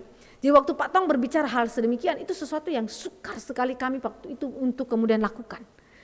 Tapi hari ini saudara, ketika kami merenungkan lagi apa yang Pak Tong ajarkan kepada kami waktu masih mahasiswa, kami pikir benar apa kata beliau itu. Dan memang betul-betul beliau itu mewujud nyatakan apa yang dia katakan. Apa yang dia itu dapatkan di dalam pelayanan dia itu bukan sedikit. Sangat banyak, berkelimpahan. Bahkan dia katakan bahwa kalau saya mau jadi pendeta kaya, ini saya paling kaya. Betul saudara. Hitungan keuangan daripada pendeta Stephen Tong yang dia dapatkan dari hasil pelayanan dia sangat besar. Tetapi dia tidak menggunakan itu sepenuhnya bagi kehidupan personal dia maupun keluarga dia. Dan dia buktikan bagaimana dia save uang itu untuk pelayanan dan bagaimana dia sekarang membangun banyak pekerjaan-pekerjaan Tuhan dari hasil yang dia simpan itu untuk pekerjaan Tuhan. Walaupun di sisi yang lain keluarga dia juga tetap terpelihara, tentunya dia membagi itu dengan bijaksana. Jadi di dalam hal ini saya memikirkan apa yang mengubah Pak Tong sampai dia menggunakan keuangan sampai sebegitu rupanya. Pikiran. Transformasi cara berpikir. Transformasi cara berpikir. Kita harus melakukan apa yang paling penting, bahkan berani melangkah ekstra. Untuk apa? Untuk Tuhan punya kehendak digenapi, atau melangkah mundur untuk Tuhan punya rencana digenapi. Itu adalah sesuatu yang sangat sukar untuk kita lakukan. Saudara, kita harus akui bahwa di dalam kehidupan kita, saudara jangan pikir hanya ekonomi sulit saja pencobaan terjadi. Saudara punya ekonomi melimpah pun saudara punya pencobaan tersendiri. Karena apa? Karena masalah kelekatan terhadap harta benda dunia ini. Yang tadi saya katakan jangan sampai kita serakah. Ketika saudara ditransformasi pemikiranmu, saudara akan menggunakan keuanganmu dengan prinsip firman yang benar. Itu betul saudara. Itu betul, itu bukan omong kosong. Karena itu saudara, ini hanya satu aspek di dalam urusan penggunaan keuangan. Belum lagi di dalam hal-hal yang lain. Penggunaan waktu. Memanage waktu kerja kita, memanage waktu pelayanan kita. Jika saudara ditransformasi cara berpikirmu, saudara akan mengelola waktu hidupmu dengan cara yang benar. Saudara, dulu saya bekerja, masuk dalam rumah tangga, melayani dan bekerja dalam rumah tangga, apalagi setelah ada anak, repotnya minta ampun. Saya percaya ibu-ibu juga mengalami hal sedemikian. Ada pembantu kadang-kadang ada, kadang-kadang tidak ada. Kalau ada bantuan dari orang tua, puji Tuhan. Tapi kalau tidak ada ya, bayangkan baca anak nge terus menerus, itu bikin emosi.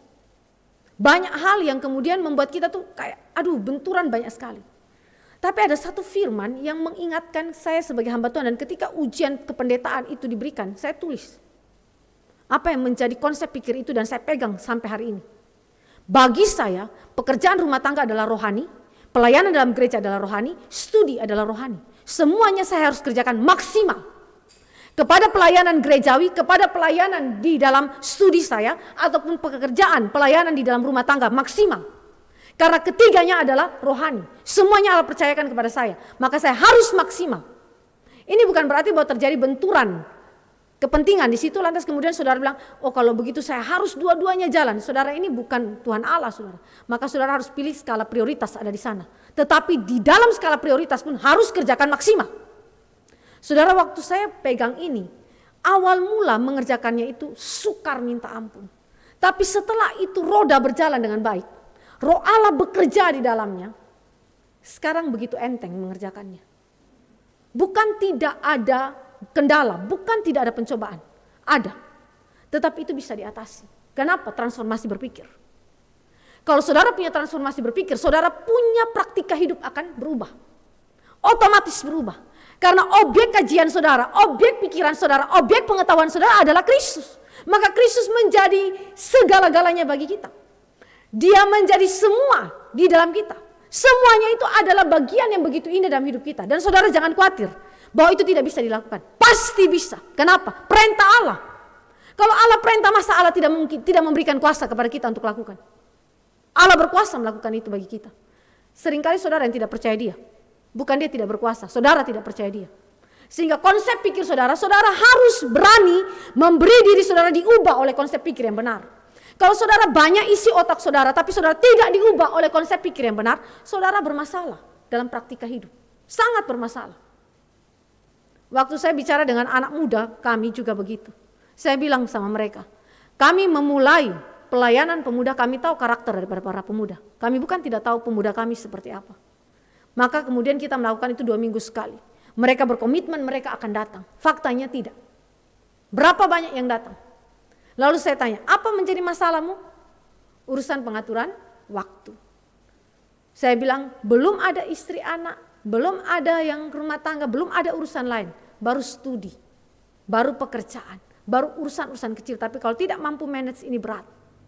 Jadi saya berkata kepada para pemuda, coba pikirkan baik-baik supaya engkau benar-benar menggunakan waktu hidupmu dengan baik. Beri waktu untuk Tuhan. Kalau waktu untuk Tuhan sudah tidak ada lagi, besok-besok ketika rumah tangga ada, saudara saya yakin ke gereja pun saudara tidak akan pergi. Karena apa? Karena sudah membiasakan diri untuk tidak memberikan waktu bagi Tuhan. Jadi ini adalah transformasi berpikir saudara, transformasi berpikir yang mempengaruhi kelakuan hidup kita. Supaya saudara dan saya melihat bahwa betapa itu adalah sesuatu yang penting sekali, mengenakan manusia baru, berbicara mengenai transformasi pikiran yang berfokus hanya kepada Kristus. Nah sekarang mari kita lihat karakteristik daripada manusia baru yang dikenakan kepada kita. Saudara dan saya lihat di sini, dikatakan dalam ayat yang ke-11, dalam hal ini tiada lagi orang Yunani atau orang Yahudi, orang bersunat atau orang tak bersunat, orang barbar atau orang skit, budak atau orang merdeka, tetapi Kristus adalah semua dan di dalam segala sesuatu. Saudara, saya memperhatikan hal ini, kesatuan di dalam komunitas baru, Yahudi dan non-Yahudi, ini adalah manusia baru. Saudara dan saya bukanlah orang lain, kita adalah saudara bersaudara di dalam Kristus, yang dijadikan satu oleh darah Kristus yang dicurahkan. Kita saudara bersaudara. Saudara, ini adalah sesuatu yang unik sekali yang dimiliki oleh kekristenan. Kenapa? Ada 4 batasan yang disebutkan oleh Rasul Paulus di sini. Batasan ras, batasan agama, batasan budaya, batasan sosial, semuanya dihancurkan oleh Kristus.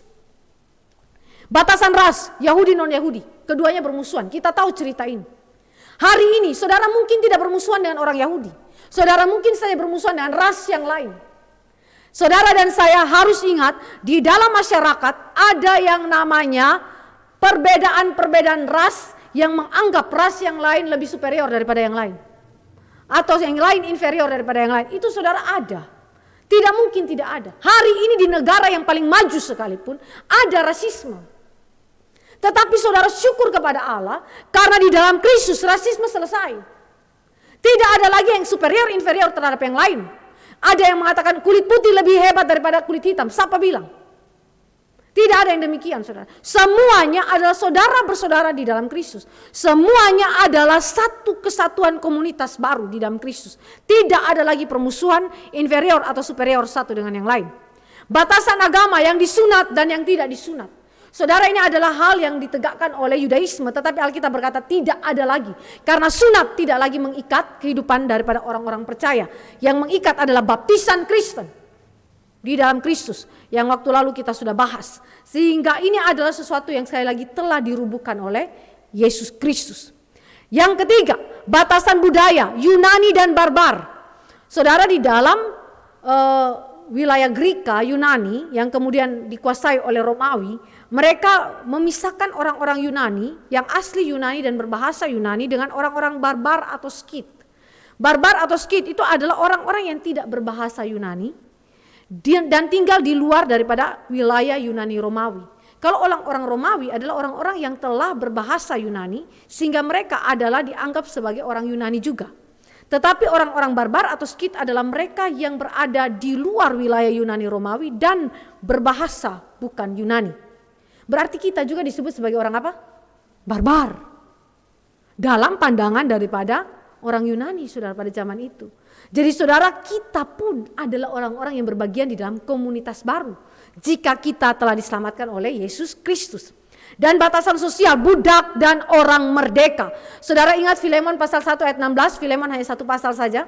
Ketika Onesimus itu adalah budak daripada Filemon dan dia lari karena dia melakukan dosa, dia pergi kepada Paulus dan ketika dia bertobat, Paulus mengirim balik dia kepada Filemon dan berkata, terimalah dia bukan sebagai budakmu, tetapi apa?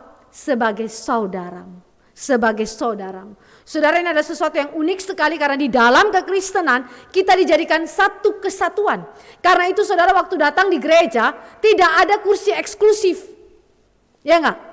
Kalau para pejabat negara datang duduk langsung di depan, gak begitu. Orang yang miskin boleh duduk di depan. Gak ada perbedaan untuk itu. Saudara, yang dikasih oleh Tuhan Yesus Kristus itu menunjukkan bahwa tidak ada batasan sosial di dalam gereja kita. Dan orang yang kaya tidak boleh menganggap dirinya lebih tinggi daripada orang yang miskin.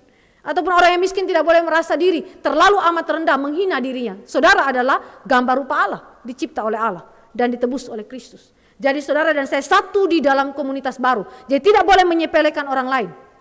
Paulus di dalam suratnya yang lain memberikan kita contoh yang konkret. Urusan memberikan duduk, kursi duduk, tempat duduk saudara. Kadang kita sudah punya penilaian terhadap orang tertentu. Kalau orang yang ini kita hormati, kita kasih tempat duduk yang ini. Kalau orang yang kita tidak hormati, kita tidak kasih tempat duduk yang di situ.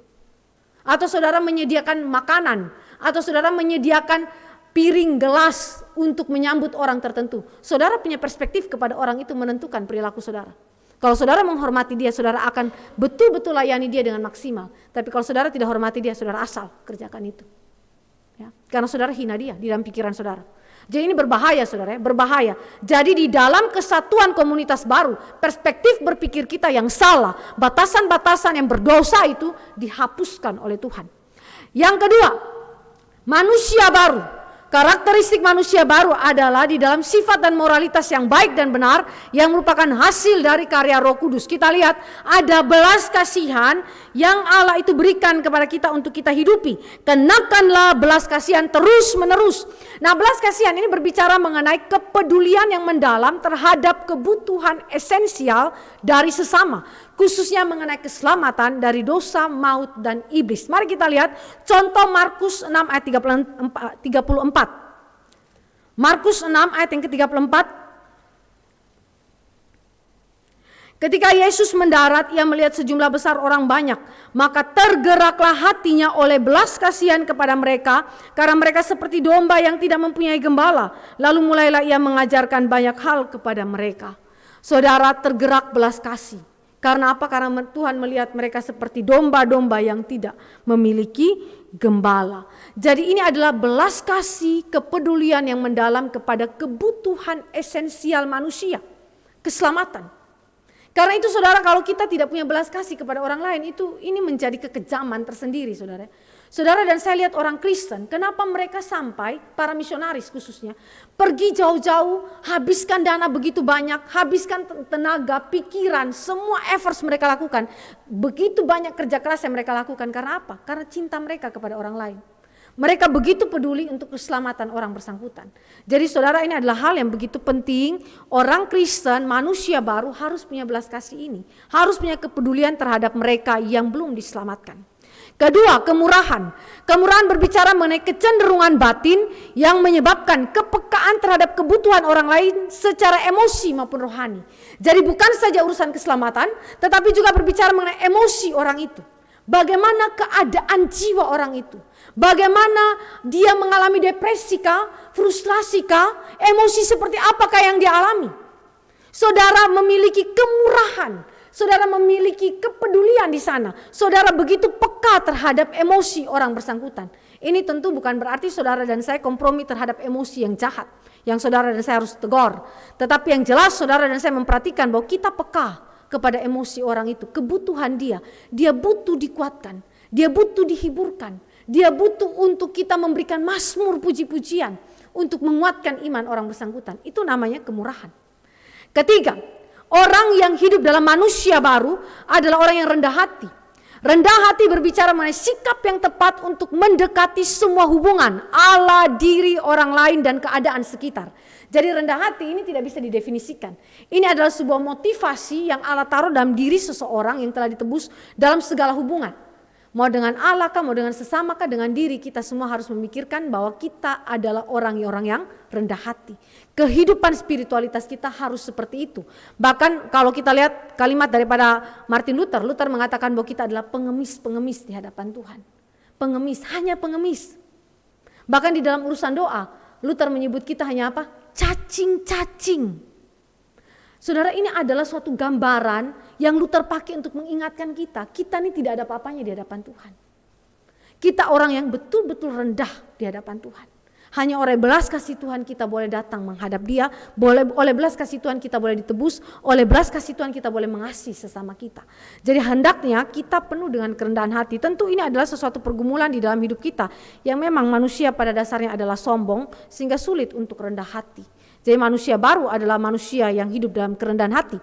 Kelemah lembutan. Kelemah lembutan berbicara mengenai penghormatan yang peka terhadap orang lain dan kehati-hatian agar tidak pernah tidak berperasaan terhadap hak-hak orang lain. Jadi ini berbicara mengenai kehati-hatian terhadap hak-hak orang lain. Itu kelemah lembutan. Kadang-kadang kita orang Kristen, saudara, ini adalah orang Kristen yang tidak tahu bertanggung jawab. Saudara seringkali menuntut hak-hak saudara. Tapi saudara tidak ingat kewajiban saudara. Ini bukan orang Kristen yang baik, saudara.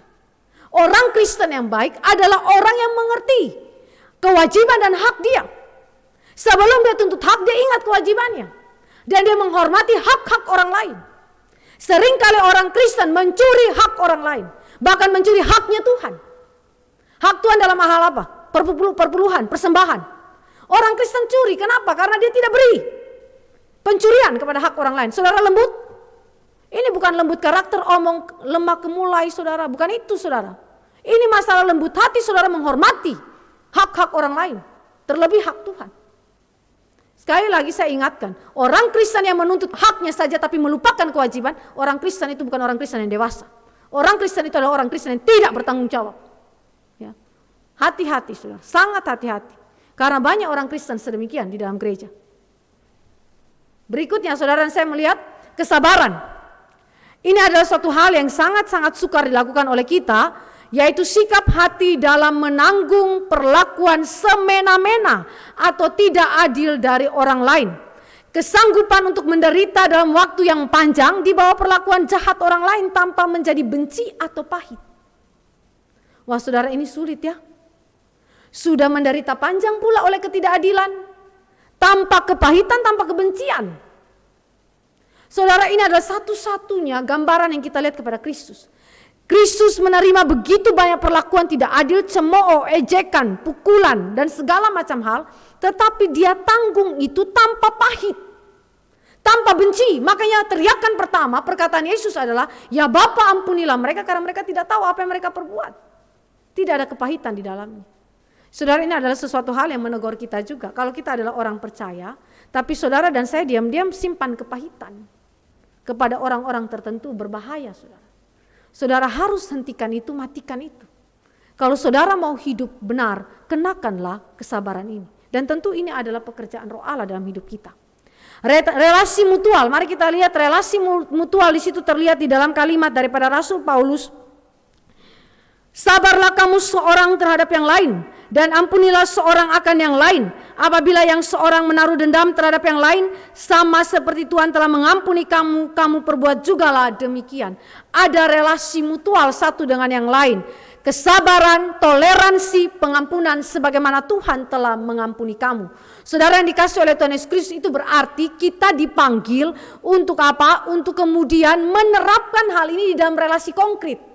Jadi bukan sekedar mengetahuinya, tetapi betul-betul kita terapkan. Saudara bersabar kepada orang lain, saudara toleransi bukan kepada dosa. Tetapi saudara toleransi kepada kelemahan. Misalnya, saudara berjumpa dengan satu orang tua yang mungkin dia adalah seorang yang memang sudah lambat berjalan, sukar untuk jalan. Saudara harus sabar pegang tangan dia untuk kemudian membawa dia secara bertati-tati pun datang ke gereja. Itu kesabaran. Saudara, ini tidak mudah. Saya pernah berjumpa dengan satu orang anak yang memang dia begitu karakternya keras. Mamanya itu sudah pegang tongkat, sudah betul-betul tua sekali. Tapi waktu naik angkot, ini saya lihat sendiri naik angkot, dia tarik seret mamanya, cepat, jangan lambat-lambat. Itu angkot sudah mau jalan. Saya dalam hati, itu orang tua sudah jalan terseret-seret. Kenapa tidak sabar? Ini tarik orang tuanya. Sampai saya sedih sekali melihat keadaan seperti itu. Saudara, hal-hal sedemikian saudara, mutual, sabar, toleransi kepada orang lain punya kelemahan. Bukan karena dosa, tapi memang dia lemah secara tubuh saudara. Sehingga saudara harus betul-betul memperhatikan dia. Dan jika saudara ada dendam, ampunilah satu dengan yang lain. Jadi itu bukan berarti saudara dan saya ini imun terhadap dendam. Ya, Alkitab bilang kalau saudara ada dendam, ampuni. Jadi dengan demikian ini adalah relasi mutual yang menggambarkan saudara adalah orang yang telah diperbaharui oleh Allah. Kasih. Dan yang terakhir saudara, saya lihat ayat yang ke-14, dan di atas semuanya itu, di atas semua kesalehan yang tadi kita bicarakan, karakteristik daripada manusia baru, di atas semuanya itu kenakanlah kasih sebagai pengikat yang mempersatukan dan yang menyempurnakan. Saudara, kenapa dikatakan di atas semuanya itu kenakanlah kasih? Karena kasih adalah ekspresi iman yang dibenarkan, ya, dan buah utama dari Roh Kudus. Ekspresi iman yang dibenarkan, buah utama daripada Roh Kudus. Semua yang tadi kita katakan ada di dalam kasih. Dan kasih menjadi pengikat satu daripada yang lain. Kelembutan tidak ada arti tanpa kasih. Ya, kesabaran tidak ada arti tanpa kasih. Relasi mutual ini tidak ada arti tanpa kasih. Semuanya harus terekat di dalam kasih. Semuanya diikat di dalam kasih. Karena itu kasih adalah ekspresi iman yang dibenarkan, buah utama daripada Roh Kudus. Bukan berarti bahwa yang lain bukan buah daripada pekerjaan Roh Kudus. Tetapi semua buah itu terangkai, terikat, ada di dalam kasih. Sehingga setiap apa yang kita lakukan harus ada kasih. Alkitab berkata di dalam 1 Korintus 13, bahkan di dalam martir sekalipun, penyerahan diri yang paling tinggi tanpa kasih sama dengan gong yang berbunyi. Tidak ada arti apa-apa. Jadi kasih adalah ekspresi iman yang paling utama saudara ya. Di mana seluruh kesalehan kita, buah-buah pekerjaan Roh Kudus terikat di dalamnya. Kasih mempersatukan dan menyempurnakan. Sebab kasih adalah penggenapan dari hukum Allah. Karena pusat daripada seluruh hukum Allah adalah kasih kepada Allah dan kasih kepada sesama. Bahkan Allah sendiri adalah kasih. Kenapa kasih menyempurnakan? Allah adalah kasih. Kasih itu sempurna, berarti tidak ada yang perlu diperbaiki di dalamnya. Jadi ketika saudara melakukan kelemah lembutan di dalam kasih, saudara sempurna. Ketika saudara dan saya melakukan kesabaran di dalam kasih, saudara sempurna. Itu maksudnya. Tapi ini bukan berarti bahwa pengudusan itu dilakukan di dalam derajat sempurna. Tetapi dalam arti bahwa saudara dan saya telah menggenapi hukum Allah itu dalam hidup kita. Ya, saudara yang dikasih oleh Tuhan Yesus Kristus, dengan demikian kita bersyukur kepada Tuhan dengan seluruh firman yang diberikan kepada kita. Pengudusan berkaitan dengan penanggalan, kematian terhadap manusia lama, tetapi juga pengenaan mengenakan manusia yang baru. Pertanyaannya, apakah kita memang sudah hidup di dalam manusia yang baru? Ataukah kita masih di dalam manusia yang lama? Kiranya firman Tuhan hari ini boleh menolong setiap kita di dalam proses pengudusan kita. Mari kita berdoa. Bapa dalam kerajaan surga, kami datang kepada Tuhan, bersyukur untuk kasih karunia Allah yang telah memimpin kami di dalam pemberitaan pada hari ini. Kami bersyukur karena Engkau telah memilih, menetapkan kami untuk diselamatkan dalam Kristus dan menjadikan kami sebagai orang-orang yang dikuduskan dan dikasihi oleh Allah. Dan kami berdoa kepada Tuhan, biarlah dalam hidup kami sebagai umat kepunyaan Tuhan, Engkau memproses kami, membuang segala kepahitan, membuang segala kebencian, dendam yang ada dalam diri kami. Hentikan semuanya itu dalam hidup kami, matikan itu semua ya Tuhan, buanglah itu daripada kehidupan kami, dan berikanlah kepada kami karakter hidup yang baru, manusia yang baru itu Engkau berikan dalam hidup kami, sehingga kami boleh memancarkan kemuliaan Allah dalam segenap kehidupan kami. Dan oleh pekerjaan-pekerjaan baik yang kami lakukan itu, boleh membawa berkat Tuhan bagi sesama kami, sehingga sesama kami pun melihat Kristus hidup di dalam kami. Tuhan pimpin setiap kami dan Tuhan tolong setiap kami. Dalam nama Yesus Kristus Tuhan kami berdoa dan menaikkan syukur. Amin.